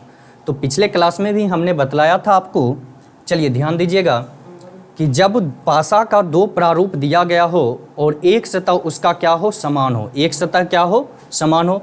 तो यहाँ पर देखिएगा पासे के 2 व्यू आपके सामने दिए गए हैं। पासा का क्या है, 2 व्यू आपके सामने दिए गए हैं। व्यू 1 में देखिए क्या लिखा हुआ है, तो ऊपर के सतह पे है 5, दाएं लिखा हुआ है 3 और सामने क्या है 2। व्यू 2 में जब आप देखिए तो व्यू 2 में आपका लिखा गया है 4, दाएं है 1 और सामने क्या है 3। अब आपको बोला गया कि बताइए अंक 4 के पड़ोसी सतह पर लिखे अंकों का योग क्या होगा। तो सबसे पहले आपको क्या करना है कि जब पासे का 2 प्रारूप दिया गया हो और दोनों में आपका एक अंक क्या हो, समान हो, तो समान अंक के विपरीत में यहाँ देखिए दोनों में समान अंक कौन है, तो दोनों में समान अंक आपका 3 है। उसके बाद देखिए अगला अंक आपका कौन है, तो 2, 2 के अगला अंक आपका कौन सा है, तो 5 है। अब देखिए समान अंक के विपरीत में वही अंक आएगा जो दोनों पासा पर लिखा हुआ नहीं है। बताइए वह कौन सा अंक है जो दोनों व्यू में लिखा हुआ नहीं है। तो देखिए 5 3 2 लिखा हुआ है, 4 1 3 लिखा हुआ, यानी कि 6 अंक आपका लिखा हुआ नहीं है, 6 अंक लिखा हुआ नहीं है। तो 3 के विपरीत में क्या हो जाएगा, 6 हो जाएगा। तो जब पासा का एक सतह समान हो, जब पासा का क्या हो, एक सतह आपका समान हो, यानी कि एक अंक समान हो, तो समान अंक के विपरीत में वही अंक आएगा जो दोनों व्यू में किसी भी व्यू पर लिखा हुआ नहीं है। तो 6 अंक नहीं लिखा हुआ था, तो 3 के विपरीत में क्या हो जाएगा, 6 हो जाएगा। अब देखिए 2 के विपरीत में, तो 3 से अगला हमेशा आपको क्या करना है, क्लॉकवाइज चलना है। तो 3 से देखिए अगला क्लॉकवाइज आपका कौन सा अंक है, तो 3 से अगला क्लॉकवाइज आपका है 2। तो यहाँ 3 से अगला क्लॉकवाइज आपका क्या हो जाएगा, तो 4, यानी कि 2 के विपरीत में कौन सा अंक होगा, 4। अब देखिए 2 से अगला जो क्लॉकवाइज आपका अंक है वह कौन सा है, 5। तो 5 के विपरीत में देखिए 4 से अगला क्लॉकवाइज आपका है 1, यानी कि 5 के विपरीत में कौन सा अंक होगा, 1 हो जाएगा। अब आपसे पूछा गया कि अंक 4 के पड़ोसी सतह पर लिखे अंकों का योग क्या होगा। तो अभी हमने आपको बतलाया था कि किसी भी पासे का एक विपरीत सतह होता है और 4 क्या होता है, पड़ोसी सतह होता है। तो देखिए 4 के विपरीत में जब यहाँ पे 2 लिखा हुआ है तो 2 तो पड़ोसी सतह हो नहीं सकता है, और आपको क्या पूछा जा रहा है, पड़ोसी सतह पर लिखे अंकों का योग, और 4 सतह क्या होता है, पड़ोसी होता है। तो 4 का जो पड़ोसी सतह होगा वह कौन सा होगा, तो 1 होगा। उसके बाद आपका 3 होगा, 3 के बाद 5 हो जाएगा और आपका 6 हो जाएगा। तो ये 4 पड़ोसी सतह 1 3 5 और 6 ये क्या है, 4 के पड़ोसी सतह पर लिखे अंक हैं। पूछा गया पड़ोसी सतह पर लिखे अंकों का योग क्या होगा। तो इन सभी को क्या करिए, जोड़ दीजिए। तो 1 और 3 4, 4 5 9 और 9 6 कितने हो गए, 15। तो आपका आंसर क्या चला जाएगा 15, यानी कि ऑप्शन नंबर बी। चलिए अगले सवाल की तरफ हम लोग चलते हैं, देखते हैं अगला सवाल क्या है। तो अगला सवाल देखिएगा, क्वेश्चन नंबर 68 देखिए। क्वेश्चन नंबर 68 में आपको बोला गया कि जब मिनट की सुई 1 घंटा 7 मिनट की दूरी तय करती है तो वह कितने अंश की दूरी तय करती है। मिनट की सुई के बारे में पूछा गया, पिछली क्लास में भी हमने बतलाया था, फिर आपको हम बतला रहे हैं। चलिए सबसे पहले क्या करते हैं, एक घड़ी बना लेते हैं। चलिए हमारे सामने एक घड़ी क्या हुआ, बनकर तैयार हो गया। ऊपर क्या है तो 12, नीचे हो गया आपका 6, ये हो गया 3 और यहाँ हो गया आपका 9। 1 2 3 4 5 7 8 10 और ये हो गया 11। क्या बोला गया 11। अभी घड़ी में देखिए कितने बज रहे हैं, तो घड़ी में अभी आपके 3 बज रहे हैं। कितने बज रहे हैं 3। अब देखिए पिछले क्लास में हमने बतलाया था ये जो पूरा डायल एक सर्कल है आपका, यह आपका कितने डिग्री का है तो 360 डिग्री का। कितने डिग्री का 360, यानी कि एक डायल सर्कल जो होता है वह कितने डिग्री का हो जाता है 360 डिग्री का। और ये पूरा डायल सर्कल जो आपका होता है कितने घंटे का होता है 12 घंटे का। कितने घंटे 12 घंटे का।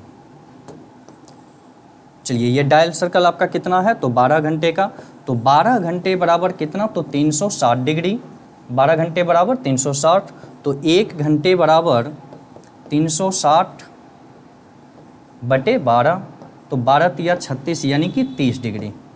कितना हो जाएगा 30, यानी कि घंटे वाली सुई, ध्यान रखिएगा। चलिए क्या है तो घंटे वाली सुई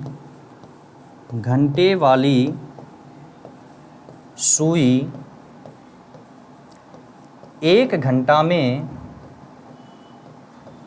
घंटा में कितना डिग्री आगे घूमती है तो 30 डिग्री आगे घूमती है। कितना डिग्री तो 30 डिग्री।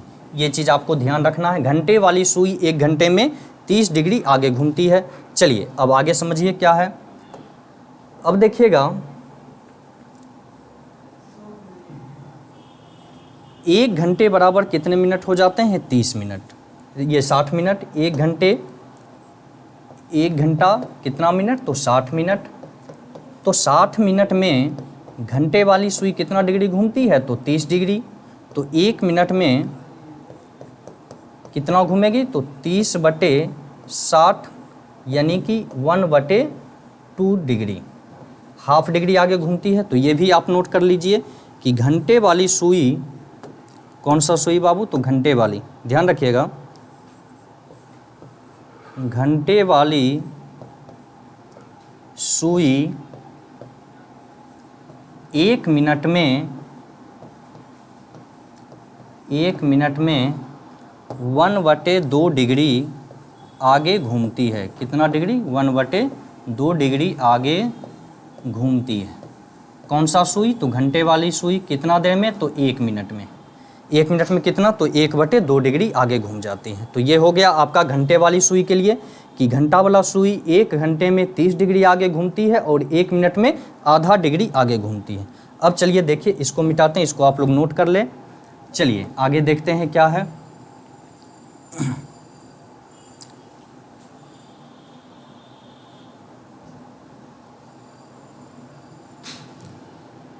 चलिए मिनट वाली जो सुई होती है 1 घंटे में कितना चलता है तो 60 मिनट।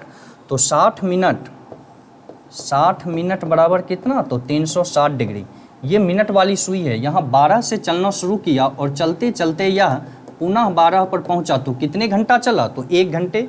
मिनट कितना चला तो 60 मिनट, और 60 मिनट में ये कितना घुमा है तो ये पूरा डायल सर्कल आपका कितना है 360 डिग्री, यानी कि 60 मिनट बराबर 360 डिग्री। तो 1 मिनट बराबर 360 बटे 60, तो आपका कितना हो जाएगा 6 डिग्री। यानी कि मिनट वाली सुई, अब ध्यान दीजिएगा कौन सा सुई तो मिनट वाली सुई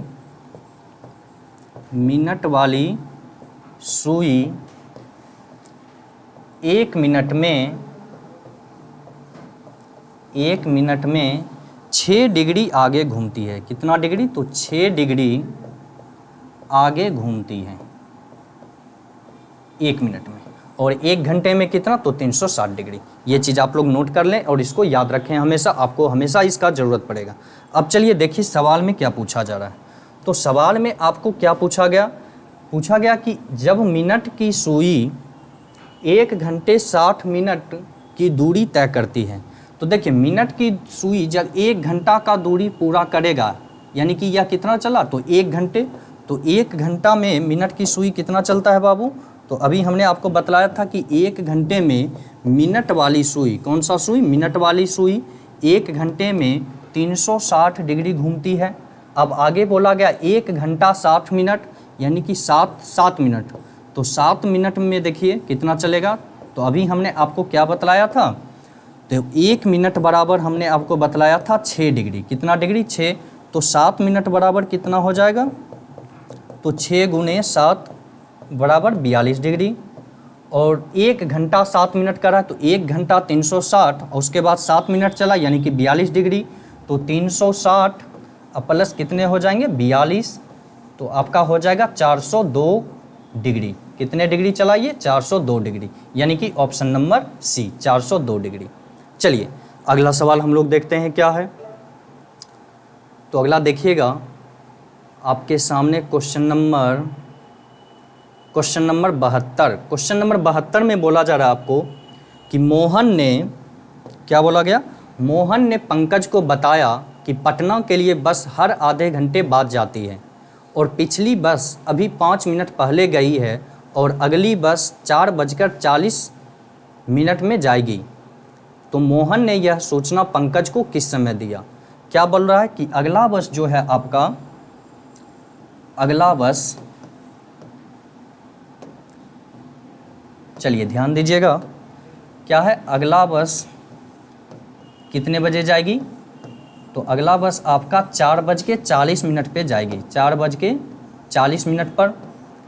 और बोला गया कि पटना के लिए बस हर आधे घंटे बाद जाती है, यानी कि इससे पहले जो बस गई होगी वह कितने बजे गई होगी, तो 4:10 पर, तब तो अगला बस 30 मिनट के बाद, आधे घंटे बाद 4:40 पर है। अब पूछा जा रहा है कि पिछली बस 5 मिनट पहले गई है, तो यानी जब ये बोल रहा था कौन, पंकज, मोहन जब ये बात बोल रहा है तो कितने बजे, 5 मिनट पहले बोला कि बस चली गई, और पिछला बस कितने बजे गया है, तो 4:10 पर, 5 मिनट पहले, यानी कि ये जो सूचना दे रहा था कब बोल रहा था, तो 4:15 पर बोल रहा था, तभी तो 4:15 में बोल रहा था। तभी देखिए यहाँ 5 मिनट पहले क्या है, 4:10 में बस गई और 4:15 में मोहन ने पंकज को कहा कि अभी जो है पटना जाने के लिए हर आधे घंटे बाद बस है, लेकिन पिछली जो बस है वो 5 मिनट पहले निकल गई है। तो बताइए कि ये सूचना किस समय में दिया गया, तो 4:15 में दिया गया। तो आपका आंसर क्या चला जाएगा, ऑप्शन नंबर सी 4:15। चलिए देखते हैं अगला सवाल क्या है। तो हमारे सामने अगला सवाल देखिएगा, क्वेश्चन नंबर 76। क्वेश्चन नंबर 76 फिर साइलोगिज्म चैप्टर से आपके सामने सवाल है। और सवाल में क्या बोला गया, तो बोला गया कुछ सड़क ट्रेन है, क्या बोला गया, कुछ सड़क क्या है, ट्रेन है। अब देखिए आगे क्या बोला जा रहा, बोला गया कुछ ट्रेन ट्रक है, कुछ ट्रेन क्या है, ट्रक है। अब आगे बोला गया कुछ ट्रक बस है, कुछ ट्रक क्या हो जाएगा, बस हो जाएगा। तो पिछले क्लास में भी हमने बताया था कि जब दो फिगर के बीच ये कट का निशान हो, देखिए ये कट का निशान हो, तो ये कट का निशान हमेशा क्या बोलता है, सम बोलता है। क्या बोलेगा, हमेशा यह क्या बोलता है, सम बोलता है, ऑल कभी नहीं। यानी कि इन दोनों के बीच में जब भी कंक्लूजन निकलेगा तो कुछ में ही निकलेगा, बोलेगा कुछ सड़क ट्रेन है और कुछ ट्रेन सड़क है। और ये कंक्लूजन दोनों तरफ से बोला जाता है, लेफ्ट से राइट और राइट से लेफ्ट। यहाँ पर भी एक कट है आपका, तो क्या बोलेगा, सिर्फ सम बोलेगा और दोनों तरफ से बोलेगा। यहाँ भी कट है तो क्या बोलेगा, सम बोलेगा और दोनों तरफ से बोलेगा, लेफ्ट से राइट और राइट से लेफ्ट। अब देखिए सड़क और ट्रक के बीच में किसी प्रकार का कोई कंक्लूजन नहीं निकाला जाता है, ना तो निगेटिव और ना ही पॉजिटिव। ट्रेन और बस के बीच में किसी प्रकार का कोई कंक्लूजन नहीं निकाला जाएगा, ना तो निगेटिव और ना ही पॉजिटिव। तो टोटल कंक्लूजन इस फिगर में क्या सही होंगे, तो कुछ सड़क ट्रेन है, कुछ ट्रेन सड़क है, कुछ ट्रेन ट्रक है और कुछ ट्रक ट्रेन है, और कुछ ट्रक बस है और कुछ बस ट्रक है, ये निकाला जाएगा। तो देखिए निष्कर्ष नंबर 1 क्या बोल रहा है, निष्कर्ष नंबर 1 बोल रहा है कि कुछ बस ट्रेन है, क्या बोला गया, कुछ बस ट्रेन है। तो अभी हमने बताया था कि बस और ट्रेन के बीच में किसी प्रकार का कोई कंक्लूजन ना तो निगेटिव और ना ही पॉजिटिव नहीं निकलेगा, तो निष्कर्ष नंबर 1 आपका क्या हो जाएगा, गलत हो जाएगा। निष्कर्ष नंबर 2 में बोला गया कि कोई ट्रेन बस नहीं है, और मैंने बताया था कि जब कथन आपका, देखिए पहला फिगर क्या है, यहाँ देखो बाबू गलती हो गया, बोला गया है सभी, क्या बोला गया, सभी सड़क ट्रेन है। तो जब सभी सड़क ट्रेन है तो फिगर देखिए कैसे बनेगा, तो सभी सड़क ट्रेन है, तो ये हो गया आपका सड़क, और ये सभी सड़क क्या है, तो ट्रेन है, इस रूप में बनेगा फिगर। और तब यहाँ देखिएगा अंदर से बाहर जो आपका चलेगा, अंदर से बाहर ऑल तथा सम दोनों चलेगा, ऑल तथा सम दोनों, यानी कि जब सड़क ट्रेन से बोलेगा तो क्या बोलेगा, सभी सड़क ट्रेन है, कुछ सड़क ट्रेन है और कुछ ट्रेन सड़क है। बाहर से अंदर जब बोला जाता है तो सिर्फ सम में बोला जाता है, किस में बोला जाता है, सिर्फ सम में, यानी कि कुछ ट्रेन सड़क है। जब बोलिएगा कि सभी ट्रेन सड़क है, यानी कि और में जब बोलिएगा तो यह कंक्लूजन आपका क्या हो जाएगा, गलत हो जाएगा। तो निष्कर्ष नंबर 2 देखिए क्या बोल रहा है, कि बोल रहा है कोई ट्रेन बस नहीं है, तो निगेटिव, जब कथन आपका पॉजिटिव रहे, देखिए तीनों कथन आपका क्या है, पॉजिटिव है, जब कथन आपका पॉजिटिव रहे तो उसमें निगेटिव कंक्लूजन हमेशा क्या होता है, गलत हो जाता है। अब देखिए निष्कर्ष नंबर 3 क्या करा, निष्कर्ष नंबर 3 करा कुछ ट्रेन सड़क है, तो देखिए कुछ ट्रेन, ट्रेन यहाँ है और सड़क, अंदर बाहर से अंदर सम का बोलना क्या होता है, सही होता है। तो निष्कर्ष नंबर 3 आपका क्या बोल रहा है, कुछ ट्रेन सड़क है, तो कुछ का बोलना आपका क्या हो गया, सही, तो निष्कर्ष नंबर 3 आपका सही हो जाएगा। और मैंने पिछले क्लास में आपको बतलाया था कि जब भी कोई निगेटिव कंक्लूजन आपका गलत हो जाए तो उस निगेटिव कंक्लूजन को वैसे पॉजिटिव कंक्लूजन के साथ कंपेयर करें जिसका कि सब्जेक्ट और ऑब्जेक्ट क्या हो, सेम हो। तो देखिए निगेटिव कंक्लूजन आपका क्या है, कोई ट्रेन बस नहीं है, यह आपका क्या है, निगेटिव है। तो देखिए किसका सब्जेक्ट ऑब्जेक्ट सेम है, तो इसमें बोला गया ट्रेन, बस, और ऊपर क्या है, बस और ट्रेन, दाएं बाएं से कोई फर्क नहीं पड़ता है, दोनों क्या होना चाहिए, सेम होना चाहिए। इसमें भी बस और ट्रेन के बारे में ही बोल रहा है और 2 नंबर में भी ट्रेन और बस के बारे में ही बोल रहा है। तो इन दोनों के बीच क्या होगा, आइदर का केस बनेगा। और आइदर के लिए क्या नियम, तो 3 नियम, एक निगेटिव एक पॉजिटिव। देखिए एक निगेटिव और एक क्या होना चाहिए, पॉजिटिव होना चाहिए, दोनों का दोनों गलत होना चाहिए और दोनों का सब्जेक्ट ऑब्जेक्ट क्या होना चाहिए, सेम होना चाहिए। तब दोनों के बीच में क्या बनता है, आइदर का केस बनता है। तब हम कहेंगे या तो एक सही है या क्या है, 2 सही है। पार्टिकुलर दोनों गलत है लेकिन आइदर का केस दोनों में बनेगा और तब बोला जाएगा कि या तो निष्कर्ष 1 सही है या फिर निष्कर्ष 2 सही है। और देखिए आपका 3 नंबर कंक्लूजन क्या है, पहले से सही है, तो आपका आंसर जाएगा 3 तथा 1 या 2 अनुसरण करते हैं। निष्कर्ष 3 तो आपका सही है, तो हो जाएगा निष्कर्ष 3 तथा 1 या 2 अनुसरण करते हैं। तो आपका देखिए ऑप्शन कौन सा है, तो ऑप्शन नंबर सी देखिएगा, सी में बोल रहा है कि निष्कर्ष 3 तथा 1 या 2 सही है, तो आपका ऑप्शन नंबर सी क्या हो जाएगा, सही हो जाएगा। चलिए अगले सवाल की तरफ हम लोग चलते हैं, देखते हैं अगला सवाल क्या है। तो अगला सवाल देखिएगा क्वेश्चन नंबर 80 में, क्वेश्चन नंबर 80 बाबू देखो कैलेंडर चैप्टर से सवाल पूछा गया और सवाल में क्या है कि वर्ष 2017 का कैलेंडर किस वर्ष के कैलेंडर के समान होगा, और ऑप्शन में है 2022, 2023, 2025 और 2026। तो देखो बाबू है क्या ना कि जब मोदी जी 2014 में प्रधानमंत्री बने थे तो वर्ष 2014 का जो कैलेंडर था, ध्यान दीजिएगा, जब मोदी जी 2014 में प्रधानमंत्री बने थे तो 2014 का कैलेंडर 1947 के कैलेंडर के समान था। क्या था, 1947 के कैलेंडर के समान था। तो बहुत सारे लोगों ने सोशल मीडिया पर ये अफवाह फैलाया कि जो 1947 में देश आज़ाद हुआ था और 2014 में मोदी जी कांग्रेस को हराकर प्रधानमंत्री बने हैं तो अब देश में कुछ अच्छा कुछ बढ़िया होगा, और लोगों ने यही अफवाह फैलाकर इस मैसेज को सोशल मीडिया पर धड़ल्ले से चलाया था। लेकिन इसका क्या है ना कि हर एक सप्ताह के बाद, जैसे कि देखिए हमारे जो साल होते हैं सामान्य वर्ष, कौन सा वर्ष, तो सामान्य वर्ष जो हमारा होता है वह कितने दिन के होते हैं, तो 365 दिन के। कितने दिन का, 365 दिन। और यह 365 दिन क्या है, तो 52 सप्ताह और कितने दिन, तो 1 दिन। 52 सप्ताह 1 दिन का ये साल होता है सामान्य वर्ष हमारा। और जो हमारा अधिवर्ष होता है, जो हमारा अधिवर्ष होता है वह कितने दिन के होते हैं, तो 366 दिन के। और उसमें आपका हो जाता है 52 सप्ताह 2 दिन। कितने दिन, तो 2 दिन। अब देखिए क्या है, तो सामान्य वर्ष आपका होता है 365 और अधिवर्ष क्या होता है 366। यदि, गौर से सुनिएगा, यदि सामान्य वर्ष आपका 365 का नहीं होकर 364 दिन का ही होता, कितने दिन का, 364 दिन का, तो आपका ये टोटल कितने हो जाते, 52 सप्ताह। तो 52 सप्ताह हो जाता तो हर साल का कैलेंडर क्या होता, एक ही समान होता। 52 सप्ताह हुआ, अगले वर्ष फिर क्या होता, वही दिन शुरू हो जाता। लेकिन क्या होता है, 1 दिन अधिक हो जाता है। तो हमने आपको बतलाया था कि सामान्य वर्ष का पहला तथा अंतिम दिन क्या होता है, एक समान हो जाता है। यानी कि वर्ष 2017 जो है आपका सामान्य वर्ष, तो 2017 का यदि 1 जनवरी 2017 सोमवार होगा तो 31 दिसंबर 2017 भी क्या हो जाएगा, सोमवार। और 1 जनवरी 2018 आपका क्या हो जाएगा, मंगलवार, 1 दिन आगे बढ़ जाएगा। तो इसी प्रकार क्या होता है, दिन आगे बढ़ता है। तो इस हिसाब से 7 साल के बाद क्या होना चाहिए था, कैलेंडर रिपीट होना चाहिए था, लेकिन वो नहीं होता है। क्यों, क्योंकि बीच में लीप ईयर भी आ जाते हैं। और जब लीप ईयर आता है तो आपका क्या होता है, सप्ताह 52 सप्ताह और 2 दिन हो जाते हैं। 2 दिन आपके क्या रह जाते हैं, शेष रह जाते हैं। तो इस कैलेंडर जो रिपीट होता है इसका क्या है, कुछ नियम है। वह नियम आप लोग लिख लीजिए, मैं अभी आपको लिखवा देता हूँ। ध्यान से रखिएगा इस चीज़ को याद में हमेशा, कि चलिए ध्यान दीजिएगा कि कैलेंडर जो होता है, कि जैसे मानकर चलिए कि आपका कोई सामान्य वर्ष है। कौन सा वर्ष है, सामान्य वर्ष।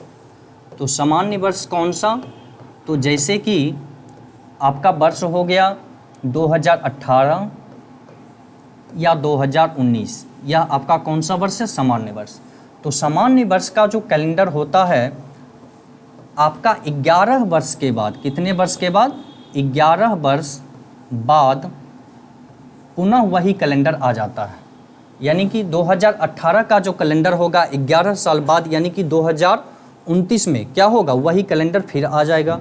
2019 का कैलेंडर 11 साल बाद, यानी कि 2030 में क्या होगा, 2019 वाला ही कैलेंडर रहेगा।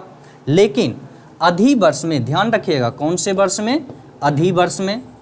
तो अधिवर्ष आपका कौन सा होता है, तो जो 4 से पूर्णतः विभाजित हो। तो देखिए जैसे कि 2012, 2016 और अभी वर्तमान का 2020, ये वर्ष क्या है, तो अधिवर्ष हैं। तो अधिवर्ष का जो कैलेंडर होता है यह आपका 28 साल के बाद दोहराया जाता है। 28 वर्ष के बाद, 28 वर्ष बाद यह कैलेंडर क्या होता है, पुनः दोहराया जाता है। यानी कि 2012 में जो कैलेंडर है वही क्या होगा, 2040 का हो जाएगा। तो 28 वर्षों के बाद क्या होगा, वही कैलेंडर आएगा। लेकिन अधिवर्ष के बाद का जो साल होता है, अधिवर्ष के बाद का जो वर्ष होता है, अधिवर्ष के बाद का जो वर्ष होता है, जैसे कि 2012 आपका क्या है, अधिवर्ष। तो अधिवर्ष के बाद का वर्ष यानी कि 2013। उसके बाद देखिए अधिवर्ष आपका कौन, लीप ईयर। लीप ईयर आगे कौन है, 2016। तो 2016 के बाद का जो ईयर होगा आपका कौन सा हो जाएगा, 2017। उसके बाद देखिए 2020 अगला जो होगा वो कौन सा हो जाएगा, तो 2021। 2021 ये क्या है, अधिवर्ष के बाद का वर्ष है। तो लीप ईयर के बाद का जो वर्ष होता है उसमें क्या होता है ना, आपका कैलेंडर 6 वर्ष के बाद दोहराया जाता है। कितने वर्ष के बाद, तो 6 वर्ष के बाद दोहरा दिया जाता है, 6 वर्ष के बाद ये नियम चलता है। तो यही एक लॉजिक है इसमें कि सामान्य वर्ष में आपका क्या होता है, 11 वर्ष के बाद कैलेंडर दोहराया जाता है। अधिवर्ष में 28 वर्ष के बाद दोहराया जाता है। लेकिन अधिवर्ष के बाद का जो वर्ष होता है, जैसे 2013, 2017, 2021, ये कैलेंडर आपका क्या होगा, 6 वर्ष के बाद दोहराया जाएगा। 6 वर्ष के बाद पुनः वही कैलेंडर आ जाएगा। तो यही लॉजिक आपका चलता था। चलिए इसका स्क्रीनशॉट आप लोग ले लीजिए, फिर से मैं इसको समझाता हूँ, इसको मिटाकर। चलिए ध्यान दीजिएगा, तो कैसे 1947 का कैलेंडर जो है कब कब ये आपका आया है दोबारा, इस चीज़ को आप लोग समझिएगा। तो देखिए, और क्यों 2014 में वही कैलेंडर आ गया, तो चलिए ध्यान से देखिएगा, वर्ष 1947, 1947 जो वर्ष है आपका कौन सा वर्ष है? तो सामान्य वर्ष है। और सामान्य वर्ष का कैलेंडर हमने क्या आपको बतलाया था कि 11 साल के बाद वही कैलेंडर पुनः आ जाता है। तो 1947 जब 11 साल के बाद आएगा तो कौन सा ईयर होगा आपका? तो 1958 हो जाएगा। कौन सा होगा? 1958। यह भी वर्ष क्या होगा? सामान्य वर्ष। यानी कि जो कैलेंडर 1947 में था वही कैलेंडर क्या हुआ? 1958 में आ गया। अब ये भी वर्ष आपका क्या है? सामान्य वर्ष है। तो यह फिर क्या होगा? 11 वर्ष के बाद दोहराया जाएगा। तो 11 वर्ष के बाद जब ये दोहराया जाएगा तो देखिए कितने वर्ष हो जाएंगे? तो 11 वर्ष बाद तो 9, 6, 1969 में क्या होगा? वही कैलेंडर फिर से आ जाएगा। अब देखिए आपके सामने जो वर्ष हैं वह कौन से वर्ष हैं? तो 1969। और 1969 से जो पहले का आपका वर्ष था यानी कि 1968, या 1968 वर्ष आपका कौन सा वर्ष है? तो लीप ईयर है। कौन सा वर्ष है? Leap year. तो अभी हमने आपको बतलाया था कि लीप ईयर के बाद का जो ईयर होता है वो कैलेंडर कितने वर्ष के बाद आता है? तो 6 वर्ष के बाद। तो 1969 के बाद 11 वर्ष के बाद कैलेंडर नहीं आया। कितने वर्ष के बाद आया? तो 6 वर्ष के बाद। तो 6 वर्ष के बाद आया, यानी कि 1975 में आपका क्या हुआ? वही कैलेंडर फिर से आ गया। 1975 में वही कैलेंडर क्या हुआ? फिर से आ गया। और 1969 जो है आपका कौन सा ईयर था? तो ध्यान से देखिएगा, अधिवर्ष के बाद का वर्ष। ये कौन सा है? तो अधिवर्ष यानी कि लीप ईयर, अधिवर्ष के बाद यानी कि तुरंत बाद का जो वर्ष होगा उसके बाद क्या होता है? 6 साल के बाद आता है। अब चलिए ध्यान दीजिएगा, यहाँ कौन सा वर्ष है आपका? 1975। और ये वर्ष आपका कौन सा है? तो सामान्य वर्ष है। कौन सा है? सामान्य वर्ष। अब देखिए सामान्य वर्ष में फिर क्या होगा? 11 साल के बाद। तो 11 साल के बाद आएगा तो अभी 1975, तो आगे आपका क्या हो जाएगा? 1986। 1986 में क्या होगा? फिर आपका वही कैलेंडर आ जाएगा। तो वही कैलेंडर आपका आएगा। अब देखिए ये भी जो 1986 है आपका कौन सा वर्ष है? तो सामान्य वर्ष। फिर ये कैलेंडर कब दोहराएगा? तो 11 वर्ष के बाद। तो 86 और 11 कितने? तो 1997। 1997 का जो कैलेंडर होगा वह कौन सा हो जाएगा? यही कैलेंडर होगा। और 1997 आपका जो वर्ष है कौन सा वर्ष है? सामान्य वर्ष है। लेकिन यह जो वर्ष है आपका, तो देखिएगा यहाँ ध्यान से, 1997 से पहले का जो वर्ष है यानी कि वर्ष आपका 1996, यह 96 जो आपका वर्ष है कौन सा वर्ष है? लीप ईयर है। कौन सा वर्ष है यह? तो यह वर्ष लीप ईयर है। और 1997 लीप ईयर के तुरंत बाद का वर्ष है। ये क्या है? लीप ईयर के तुरंत वर्ष के बाद है, यानी कि अधिवर्ष के बाद। कौन सा वर्ष है? अधिवर्ष के बाद का वर्ष। अधिवर्ष के बाद का वर्ष। तो अब क्या होगा? अधिवर्ष के बाद का जो वर्ष होता है वह कितने दिन बाद दोहराता है? कितने साल के बाद? तो 6 साल के बाद। तो 1997 और 6 कितने हो जाएंगे? बताइए। 3 3 6, तो 2003। कब? 2003 में क्या होगा? वही कैलेंडर फिर से आ जाएगा। और ये 2003 साल जो आपका है कौन सा साल है? तो सामान्य साल है। और सामान्य साल का कैलेंडर फिर कब आएगा? तो 11 वर्ष के बाद, यानी कि 2003 और 11 क्या हो जाएगा? 2014। और 2014 का कैलेंडर फिर क्या होगा? 1947, 1958, 1969, 1975, 1986, 1997, 2003 और 2014। इन सभी वर्षों का कैलेंडर क्या है? एक समान है। सभी वर्षों का कैलेंडर क्या है? एक समान है। तो अब सवाल के अनुसार पूछा जा रहा है कि वर्ष 2017 का कैलेंडर किस वर्ष के समान है? कौन सा वर्ष पूछा गया है? तो 2017। अब 2017 के पहले का जो वर्ष है कौन सा है? 2016। और 2000 कौन सा वर्ष? Leap year. तो लीप ईयर के बाद का जो ईयर आएगा उस कैलेंडर कितने वर्षों के बाद दोहराता है? तो 6 वर्षों के बाद। कितने वर्ष के बाद? 6। तो 2017 और 6 वर्ष बाद कितना? 2023। यानी कि यह कैलेंडर आपका 2023 में क्या होगा? पुनः वापस आ जाएगा। तो आपका आंसर चला जाएगा ऑप्शन नंबर बी। ऐसा कोई लॉजिक नहीं है कि 1947 में देश आज़ाद हुआ था और मोदी जी 2014 में प्रधानमंत्री बने तो देश में कुछ अच्छा होगा। ऐसा कुछ नहीं होता है। कैलेंडर इस हिसाब से दोहराया जाता है। चलिए अगला सवाल देखते हैं क्या है। तो अगला देखिएगा, क्वेश्चन नंबर 80 आपका हो चुका है।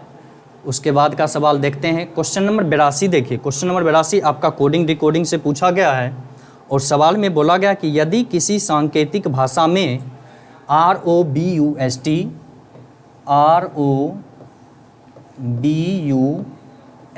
को QNATRS लिखा जाए तो देखिए सभी में क्या किया गया, R का पोजीशन 18 और Q का पोजीशन 17 क्या है -1, O का पोजीशन 15 और N का पोजीशन क्या है 14 -1, B का पोजीशन 2, A का पोजीशन 1 -1, U का पोजीशन 21 और T का पोजीशन 20 -1, S का पोजीशन 19 और R का पोजीशन 18 -1, T का पोजीशन 20 और S का पोजीशन 19 क्या है -1।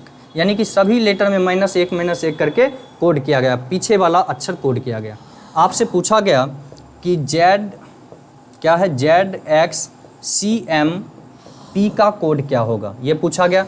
तो Z से पीछे का अक्षर आपका कौन सा हो जाता है, तो Y, X का पीछे का अक्षर तो W, C के पीछे का अक्षर तो B, M के पिछला अक्षर तो L और P का पीछे का अक्षर O। तो जिस भी ऑप्शन में YWBLO हो वही आपका क्या होगा, आंसर होगा। YWBLO ऑप्शन नंबर बी आपका क्या होगा, आंसर चला जाएगा। चलिए देखते हैं अगला सवाल क्या है। तो अगला नंबर देखिएगा, क्वेश्चन आपके सामने आ गया क्वेश्चन नंबर 85। क्वेश्चन नंबर 85 में आपसे पूछा गया कि निम्न आकृति में त्रिभुज की संख्या ज्ञात करें। तो पिछले क्लास में हमने आपको बतलाया था, आपको याद हो कि जब आपका ये त्रिभुज दिया गया और हमने आपको पूछा कि बताइए इस कितने त्रिभुज हैं, तो आपने कहा था कि एक। जब आगे हमने त्रिभुज का ये रूप दिया और तब पूछा कि कितने त्रिभुज हैं, तो आपने कहा कि सर एक त्रिभुज ये, दूसरा ये और इन दोनों को मिलाकर हो गए 3। कितने त्रिभुज हो गए, 3। जब आगे फिर हमने आपको ये फिगर दिया था इस रूप में और तब हमने पूछा था कि अब बताइए कितने त्रिभुज हैं, तो बोला एक ये दूसरा और ये हो गया तीसरा। तो कितने त्रिभुज हो गए, तो बोले थे 1 2 3, इन दोनों को 1 2 मिलाकर 4, 2 3 मिलाकर 5 और 1 2 3 मिलाकर 6। कितने त्रिभुज बोले थे, 6।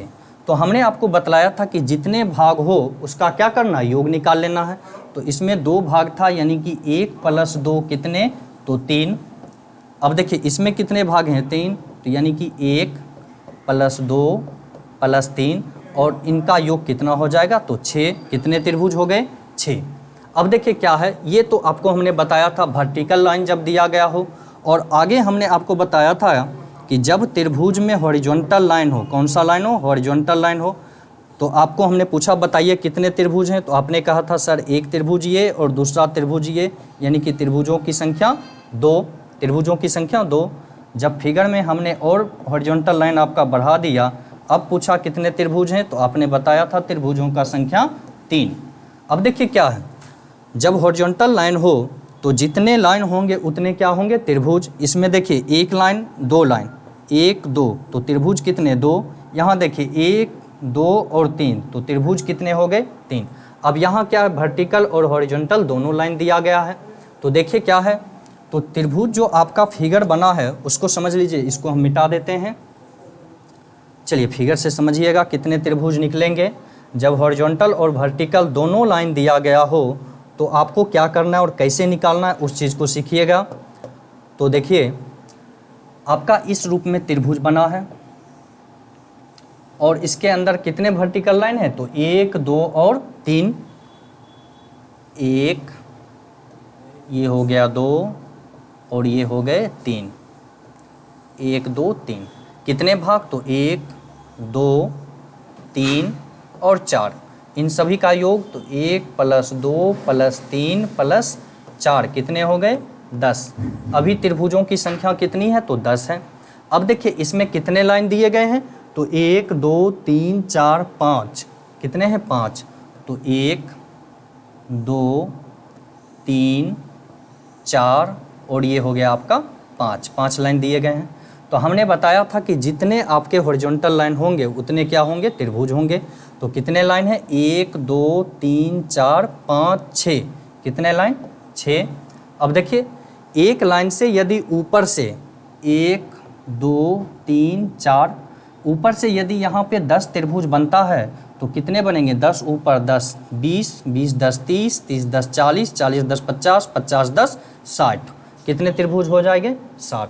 आपको बस इतना याद रखना है कि जब वर्टिकल लाइन और हॉरिजॉन्टल लाइन दिया गया हो तो आपको क्या करना है कि पहले भाग गिनती कर लें और उनका योग निकाल लें, यानी कि 10, और उस अंक को क्या करना है, जितने हॉरिजॉन्टल लाइन है उससे क्या करना है, गुना कर देना है। हॉरिजॉन्टल लाइन कितने हैं, 6, तो 10 गुने 6 कितना हो जाएगा, 60। यानी कि त्रिभुजों की संख्या कितनी हो जाएगी, 60, यानी कि ऑप्शन नंबर सी।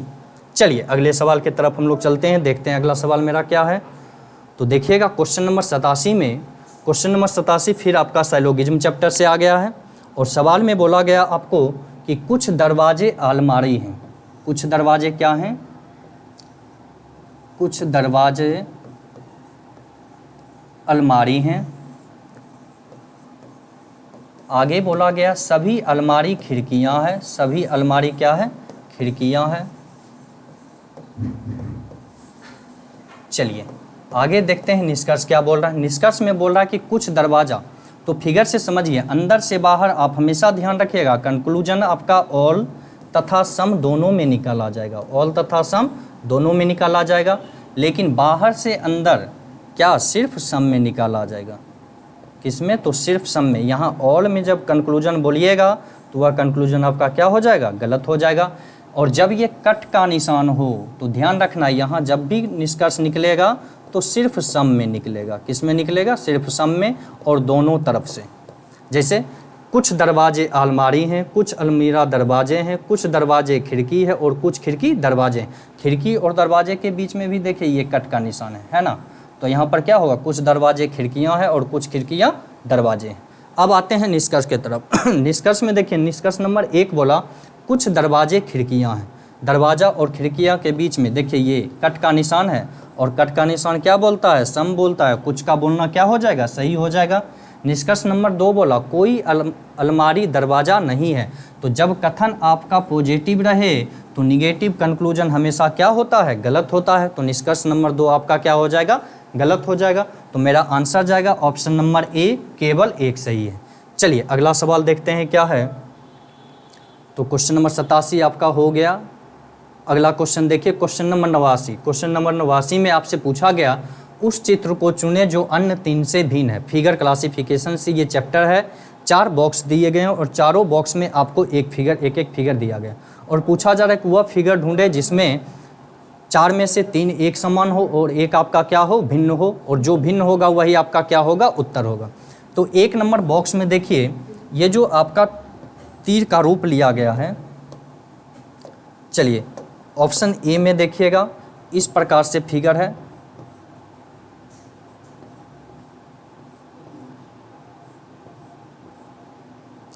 चलिए इस रूप में है। अब इसमें देखिए कितने एरो, तो 1 2 3 4 और 5 हैं। दूसरे फिगर में जब आप देखिए तो देखिए 1 2 3 और 4 इस रूप में बना हुआ है। इसमें कितने हैं, तो 1 2 3 और 4, इसमें 4 ही हैं। आगे जब देखिए अगला फिगर आप देखिएगा तो इस रूप में बना हुआ है। कितने हैं, तो 1 2, उसके बाद देखिए 3 4 और ये हो गया आपका 5। तो 1 2 3 4 5, इसमें भी कितने हैं, 5। अगला ऑप्शन डी में देखिए तो फिगर आपका इस रूप में है और कितने हैं, 2 3 और 4, एक आपका है नीचे, यानी कि इसमें भी कितने हैं, 5। यानी कि 1 नंबर फिगर, 3 नंबर फिगर और 4 नंबर फिगर में कितने कितने हैं, तो 5 हैं। जबकि 2 नंबर फिगर में कितने हैं, 4। तो 2 नंबर फिगर आपका क्या है, उन तीनों से अलग है, इसलिए आंसर आपका क्या हो जाएगा, 2, यानी कि ऑप्शन नंबर बी में क्या बोल रहा है, 2। तो आपका आंसर हो गया ऑप्शन बी। चलिए अगला सवाल हम लोग देखते हैं क्या है। तो क्वेश्चन नंबर 89 के बाद देखिए अगला सवाल। चलिए क्वेश्चन नंबर 91 देखिएगा। 91 में बोला गया कि एक गांव में चूहों की संख्या प्रति वर्ष बढ़ रही है। निम्नलिखित आंकड़ों के आधार पर लुप्त संख्या का अनुमान ज्ञात करें। क्या बोल रहा है, लुप्त संख्या का अधिकार। एक गांव है जहां प्रति वर्ष क्या होता है, चूहों की संख्याएं बढ़ जाती है और हर वर्ष क्या है, तो देखिए 1990 में चूहों की जो संख्या थी वो कितनी है 4, 1991 में वो बढ़कर कितना हो जाता है तो 8। फिर देखिए 1992 में वह बढ़कर कितना हो गया तो 16। अब आगे आपसे पूछा गया कि बताइए 1993 में उस गांव में चूहों की संख्याएं कितनी होगी। तो देखिए कितना है तो 4 गुने 2 8, 4 गुने 2 8, 8 गुने 2 16 और 16 गुने 2 कितना होना चाहिए था 32। कितना होना चाहिए था 32। लेकिन 32 गुने 2 जब हम करेंगे तो अगले वर्ष में गुने 2 होना चाहिए, यानी कि 32 गुने 2 कितने 64। लेकिन देखिए वर्ष 2094 में कितने हैं 44, 64 नहीं है। तो अब कैसे इसको देखिए तो पहले वर्ष में कितना बढ़ा है तो 4, अगले वर्ष में जब वो बढ़ा है तो कितना 8, यानी कि 4 4 आगे बढ़ रहा है। पहले वर्ष में ये जो बढ़ा चूहा आपका कितना, चलिए देखिएगा किस तरीके से किया गया है।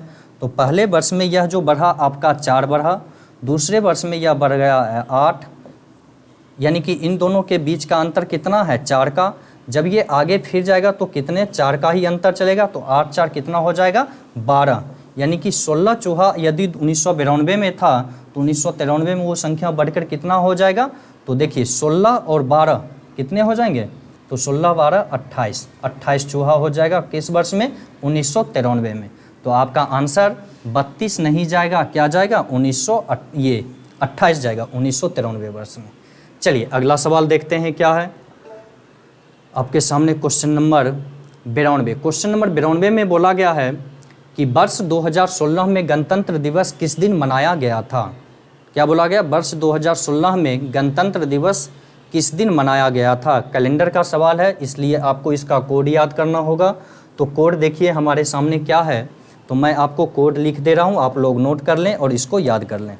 तो चलिएगा देखिए, जनवरी, फरवरी, मार्च, अप्रैल, मई, जून, जुलाई, अगस्त, सितंबर, अक्टूबर, नवंबर और ये रहा आपका दिसंबर। तो सभी माह का एक अलग अलग कोड है, उस कोड को आप लोग याद करें। जनवरी का 0, फरवरी का 3, मार्च का 3, अप्रैल का 6, मई का 1, जून का 4, जुलाई का 5, अगस्त का 2, 1 मिनट, जुलाई का हो जाएगा आपका 6, जुलाई का कोड क्या हो जाएगा 6, अगस्त का 2, सितंबर का हो जाएगा 5, अक्टूबर का 0, नवंबर का 3 और दिसंबर का हो जाएगा 5। दिसंबर का कोड क्या हो जाएगा 5। ये आपका हो गया माह का कोड। अब देखिए उसके बाद सदी का कोड, तो 1600, 1700, 1800, 1900। अब देखिए इसका कोड क्या होगा, तो 1600 का हो जाएगा आपका 6, 1700 का 4, 1800 का 2 और 1900 का 0, 6 4 2 0। अब दिन का कोड देख लीजिए, तो सोमवार, मंगलवार, बुधवार, गुरुवार, शुक्रवार, शनिवार और ये रहा आपका रविवार। चलिए देखते हैं दिन का कोड क्या है। तो दिन का कोड हो जाएगा सोमवार का 1, मंगलवार का 2, बुधवार का 3, गुरुवार का 4, शुक्रवार का 5, शनिवार का 6, रविवार का 7 या 0। ये कोड आपको हमेशा ध्यान रखना है। तो देखिए जब माह का कोड याद करना बिल्कुल ही आसान है। टोटल माह आपके हो जाते हैं 12। तो देखिएगा 3 उंगली का प्रयोग कीजिए माह का कोड याद करने के लिए। तो जनवरी, फरवरी, मार्च, अप्रैल, मई, जून, जुलाई, अगस्त, सितंबर, अक्टूबर, नवंबर, दिसंबर। जनवरी, फरवरी, मार्च 0 3 3, अप्रैल, मई, जून 6 1 4, जुलाई, अगस्त, सितंबर 6 2 5, अक्टूबर, नवंबर, दिसंबर 0 3 5। उसके बाद आइए सदी का कोड 1600, 1700, 1800, 1900। 4 उंगली, 1600 का 6, 1700 का 4, 1800 का 2, 1900 का 0। अब देखिए 1900 के बाद यदि आपका 2000 रहे तो भी कोड क्या आ जाएगा 6, 2100 रहे तो कोड क्या आ जाएगा 4, 2200 रहे तो कोड क्या आ जाएगा 2, और 2300 रहे तो कोड क्या आ जाएगा 0। यदि 1656, 1676, 1680 कोई भी ईस्वी हो, कोड क्या यूज करना है 6, 1765, 66 कोई भी साल हो, क्या यूज करना है 4, 1852, 53, 54 कोई भी साल हो, कोड यूज करना है 2, और 1992, 93, 96 कोई भी साल हो, कोड क्या यूज करना है 0। तो इसी प्रकार से कोड आप, और दिन का कोड आपका क्या है, लगातार है 1 से लेकर 7 तक। तो ये कोड आपको आसानी से याद हो जाएगा। अब देखिए सवाल में क्या है, तो सवाल में क्या करना है, सवाल की तरफ चलिए। तो सवाल में आपको बोला गया कि वर्ष 2016 में गणतंत्र दिवस किस दिन मनाया गया था। तो वर्ष 2016 में गणतंत्र दिवस यानी कि 26 जनवरी 2016 को कौन सा दिन था, ये ज्ञात करना है, यही ना। चलिए देखिएगा, तो सबसे पहले आपको क्या लिखना है, तारीख लिख लेना है। क्या लिखना है, तारीख। तारीख कौन सा है, तो 26। अब देखिए उसके बाद माह का कोड, माह कौन सा है, तो जनवरी। तो ध्यान दीजिएगा जनवरी का कोड क्या हो जाएगा, तो जनवरी का कोड आपका हो जाएगा 0। जनवरी, फरवरी, मार्च 0, 3, 3 यानी कि जनवरी का कोड क्या हो जाएगा 0। उसके बाद देखिए सदी कौन सा, 2000। तो 2000 का कोड क्या होगा, तो हमने बताया 1600 का 6, 1700 का 4, 1800 का 2, 1900 का 0, 2000 का 6। तो यहाँ क्या है 2000, 2000 का कोड क्या हो जाएगा 6 हो जाएगा। उसके बाद देखिए वर्ष क्या है, तो 16, तो 16 लिख देंगे।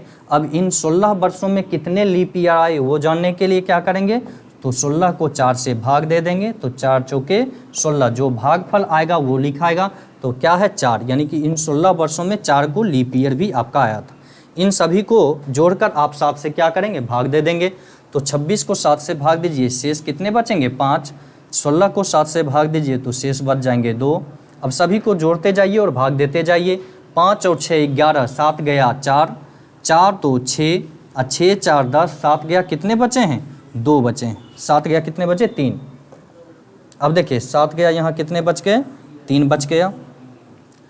5 6 11, 7 गया कितना बचा 4, 4 2 6, 6 4 10, 7 गया कितना बचा 3।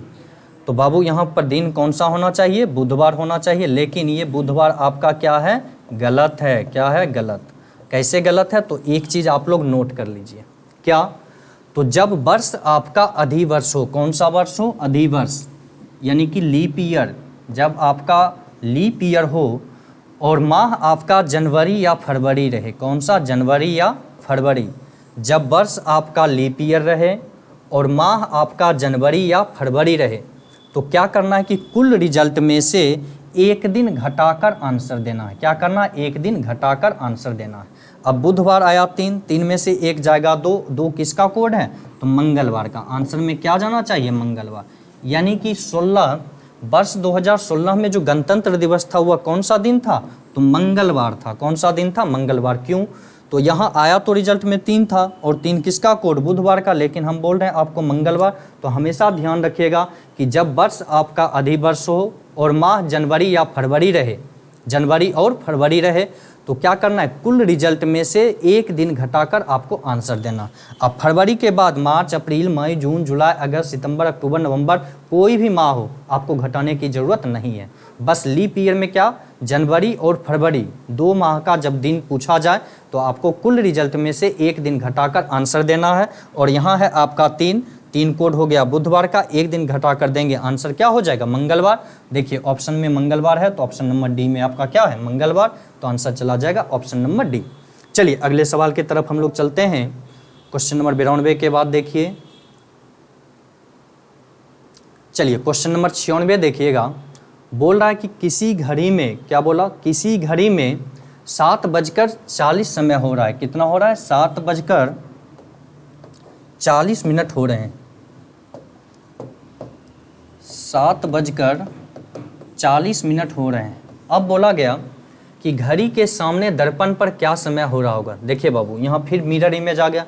जब घड़ी के सामने मिरर लगा हो तो आपको क्या करना है वो ध्यान रखिएगा। यहाँ जैसे देखिए एक मिरर हमने बनाया, क्या किया, एक घड़ी हम पहले बना लेते हैं। अब देखिए घड़ी में यहाँ बज गया आपका 12, 6, 3 और 9। उसके बाद देखिए 1, 2, 4, 5, 7, और 8, 10, 11।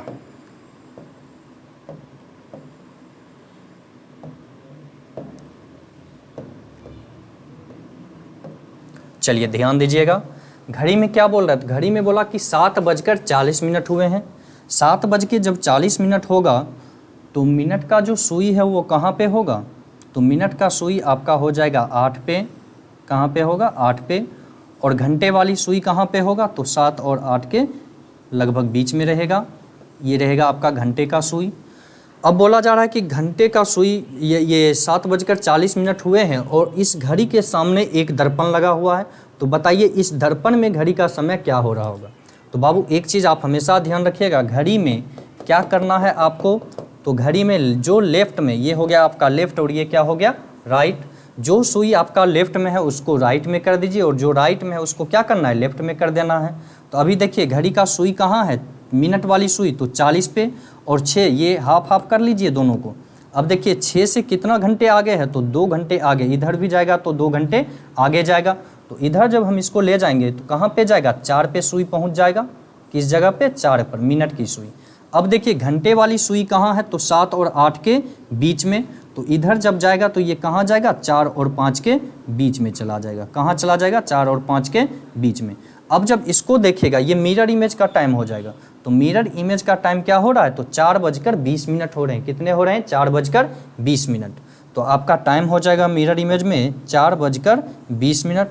एक दूसरा तरीका है आपका कि रियल टाइम, ध्यान रखिएगा, real time plus mirror image time, mirror image time, ये दोनों मिलाकर जो आपका घंटा होना चाहिए कितने, तो 12 बजा दीजिए, कितना बजा देना है घड़ी में, 12 बजा दीजिए, मिरर इमेज टाइम आपका निकल जाएगा। तो 12 कैसे बजाना, ये 12 घंटे, तो ये 12 घंटे को हम 11 घंटे 60 मिनट भी तो कह सकते हैं, 11 घंटे 60 मिनट। अब क्या करना है, 12 आपको बजाना है, तो घड़ी का जो अभी रियल टाइम है आपका वह कितना है, 7:40। कितना टाइम दिया गया है, 7:40। अब कितने जोड़ेंगे, तो 11 घंटे 60 मिनट हो जाएगा, तो 4:20 जब हम इसमें करेंगे तो देखिए 40, 20, 60 और 7, 4 कितने हो गए, 11, यानी कि 11 घंटे 60 मिनट, यानी कि 12 घंटा। तो यह जो टाइम आपका 4:40 है, ये आपका कौन सा टाइम है, तो मिरर इमेज टाइम है, यानी कि दर्पण प्रतिबिंब समय है, मिरर इमेज टाइम। और ये आपका कौन सा टाइम है, तो रियल टाइम है। 7:40 घड़ी में हुए हैं, लेकिन जब उसको मिरर में देखा जा रहा है तो टाइम क्या हो रहा है, 4:20 दर्शाया जा रहा है, क्योंकि सुई क्या हुआ, लेफ्ट से राइट में चला गया। तो मिरर इमेज में क्या होता है, जो लेफ्ट में है वो राइट में चला जाएगा, जो राइट में है वो कहाँ आ जाएगा, लेफ्ट में आ जाएगा। तो यही आपका मिरर इमेज टाइम है। आपको कुछ नहीं करना है, बस 12 बजा देना है दोनों मिलाकर, और आपका आंसर क्या होगा, तैयार हो जाएगा। तो आंसर क्या जाएगा, 4:20। चलिए अगले सवाल की तरफ हम लोग चलते हैं और देखते हैं अगला सवाल क्या है। तो अगला देखिएगा क्वेश्चन नंबर देखिएगा, क्वेश्चन नंबर 99 में देखिए क्या है, बोला गया कि यदि पटना का कूट 52 है तो भोपाल का कूट क्या होगा। पटना का कूट क्या किया गया है उसको देख लीजिए। सबसे पहले तो पटना का दिया गया है 52, तो देखिए दोस्तों पी का पोजीशन क्या है, तो 16 लिख देते हैं यहाँ। देखिएगा पटना का कोड क्या है, तो 52 है। कैसे कोड किया गया, देखिए सबसे पहले लेटर का पोजीशन लिखिए, तो 16, ए का पोजीशन 1, टी का पोजीशन 20, एन का पोजीशन 14 और ए का पोजीशन 1। इन सभी को जब यदि आप आपस में जोड़िए तो 16, 1, 17, 20, 37 और 37, 1, 38 और 14 कितने हो जाएंगे, आपके 52 हो जाएंगे। तो अब आपसे पूछा जा रहा है कि बताइए भोपाल का कोड क्या होगा। किसका कोड पूछा जा रहा है, भोपाल का। तो सब लेटर का पोजीशन लिखिए, बी का 2, एच का 8, ओ का 15, पी का 16, ए का 1 और एल का कितना हो जाएगा, 12। सभी को आप जोड़ दीजिए आपस में, तो 2 और 8 10, 10 15 25, 25 16 41, 1 42। अब 42 और 12 कितने हो जाएंगे, 54। तो आपका आंसर क्या चला जाएगा, ऑप्शन नंबर सी 54। चलिए अगला सवाल देखते हैं क्या है। तो क्वेश्चन नंबर 100वां नंबर क्वेश्चन देखिए, और ये रहा आपका आज का अंतिम सवाल और ब्लड रिलेशन चैप्टर से है। बोला गया कि आर का भाई पी है। तो बाबू ब्लड रिलेशन चैप्टर में आप हमेशा ये चीज़ ध्यान रखिएगा कि पुरुष को आपको हमेशा क्या करना है, प्लस से सूचित करना है। किससे करना है, तो प्लस से, और महिला को किससे सूचित करना है, तो माइनस से। अब बोला गया कि आर का भाई पी है, किसका भाई पी है, तो आर का भाई पी है, और भाई है तो दोनों क्या है, एक ही पीढ़ी के हैं, और दोनों एक ही पीढ़ी में रहेंगे तो समान लाइन में हम लिखेंगे। बोला गया आर का भाई पी है, तो भाई यदि पी है तो यह कौन हो गया, पुरुष हो गया, और पुरुष को किससे सूचित करना है, तो प्लस से। तो यहाँ पी के ऊपर में क्या करेंगे, हम प्लस कर देंगे। आगे बोला गया कि आर की लड़की टी है। देखिए अभी आर के बारे में जेंडर स्पष्ट नहीं हुआ कि यह लड़का है या फिर लड़की है, तो इसलिए आर के ऊपर ना तो हम प्लस देंगे और ना ही माइनस देंगे। बोला गया आर का भाई पी है, तो पी भाई है तो पी पुरुष, इसके ऊपर हमने क्या किया, प्लस कर दिया। आगे बोला गया कि आर की लड़की टी है, आर की लड़की क्या है, टी, टी यानी कि लड़की एक पीढ़ी नीचे, तो एक लाइन आप क्या करेंगे, नीचे लिखेंगे, किसको, तो टी को। टी क्या है, लड़की, लड़की यानी ये हो गया आपका फीमेल, और फीमेल को क्या करना है, माइनस से, तो टी के ऊपर ये माइनस का सिंबल आप दे दीजिए, यानी कि ये महिला है। अब आगे बोला जा रहा है कि पी की बहन एस है, पी की बहन एस यानी दोनों बहन है तो एक पीढ़ी में, तो समान लीजिए, और यहाँ कौन हो जाएगा, एस, बहन यानी कि महिला, तो इसके ऊपर हम क्या करेंगे, माइनस कर देंगे। आगे बोला गया कि टी का भाई यू है। देखिए टी यहाँ है और टी का भाई कौन है, यू, दोनों एक ही पीढ़ी के हैं, तो दोनों के बीच में एक लाइन दीजिए, और ये हो गया आपका यू, और कौन है, भाई, यानी कि ये पुरुष है, तो क्या करेंगे, यहाँ प्लस कर देंगे। अब आगे आपसे पूछा गया तो यू का चाचा कौन है, सवाल क्या पूछा गया, यू का चाचा कौन है। तो चलिए देखिए, अब यहाँ आर के बारे में स्पष्ट नहीं है कि यह पुरुष है या फिर महिला है। अब देखिए यू की बहन टी, और टी का ये आर जो है, या तो यह माता है, कौन है, यह या तो यह माता है या फिर क्या है, पिता है, यही दोनों में से तो कोई एक होगा। चूँकि आर की लड़की कौन है, तो टी है, ये स्पष्ट नहीं, चूँकि आर के बारे में स्पष्ट नहीं हो पाया कि यह पुरुष है या फिर महिला है, तो हम नहीं कह सकते ये माता है या पिता है। अगर ये आर महिला है तो पी कौन हो जाएगा, मामा हो जाएगा। यदि आर पिता है तब पी क्या होगा, चाचा। तो यहाँ सवाल में पूछा गया आपको कि चाचा कौन है, तो देखिए यू का चाचा, सवाल में पूछ रहा है कि यू का चाचा कौन है, तो यू की बहन टी, और टी किसकी लड़की है, तो आर की, यानी कि यू जो होगा आर का कौन हो जाएगा, लड़का हो जाएगा। और चाचा पूछा जा रहा है, तो मान लीजिए ये आर क्या है, पिता है, यानी कि ये पुरुष, और पिता के भाई, आर का भाई कौन है, पी, और पिता के भाई को क्या कहा जाता है, तो चाचा कहा जाता है। तो आपका आंसर क्या चला जाएगा, ऑप्शन नंबर बी, पी चला जाएगा। तो रीजनिंग के आज के सभी सवाल आपका हल हो चुके हैं, और उम्मीद है कि आपको बहुत ही ज़्यादा मज़ा आ रहा होगा। तो दोस्तों इस वीडियो को ज़्यादा से ज़्यादा आप लोग शेयर करते रहे, और उम्मीद है कि इस वीडियो को देखकर आप लोग ज़्यादा लाभ उठा पा रहे होंगे। तो आज के लिए इतना ही, बहुत बहुत धन्यवाद।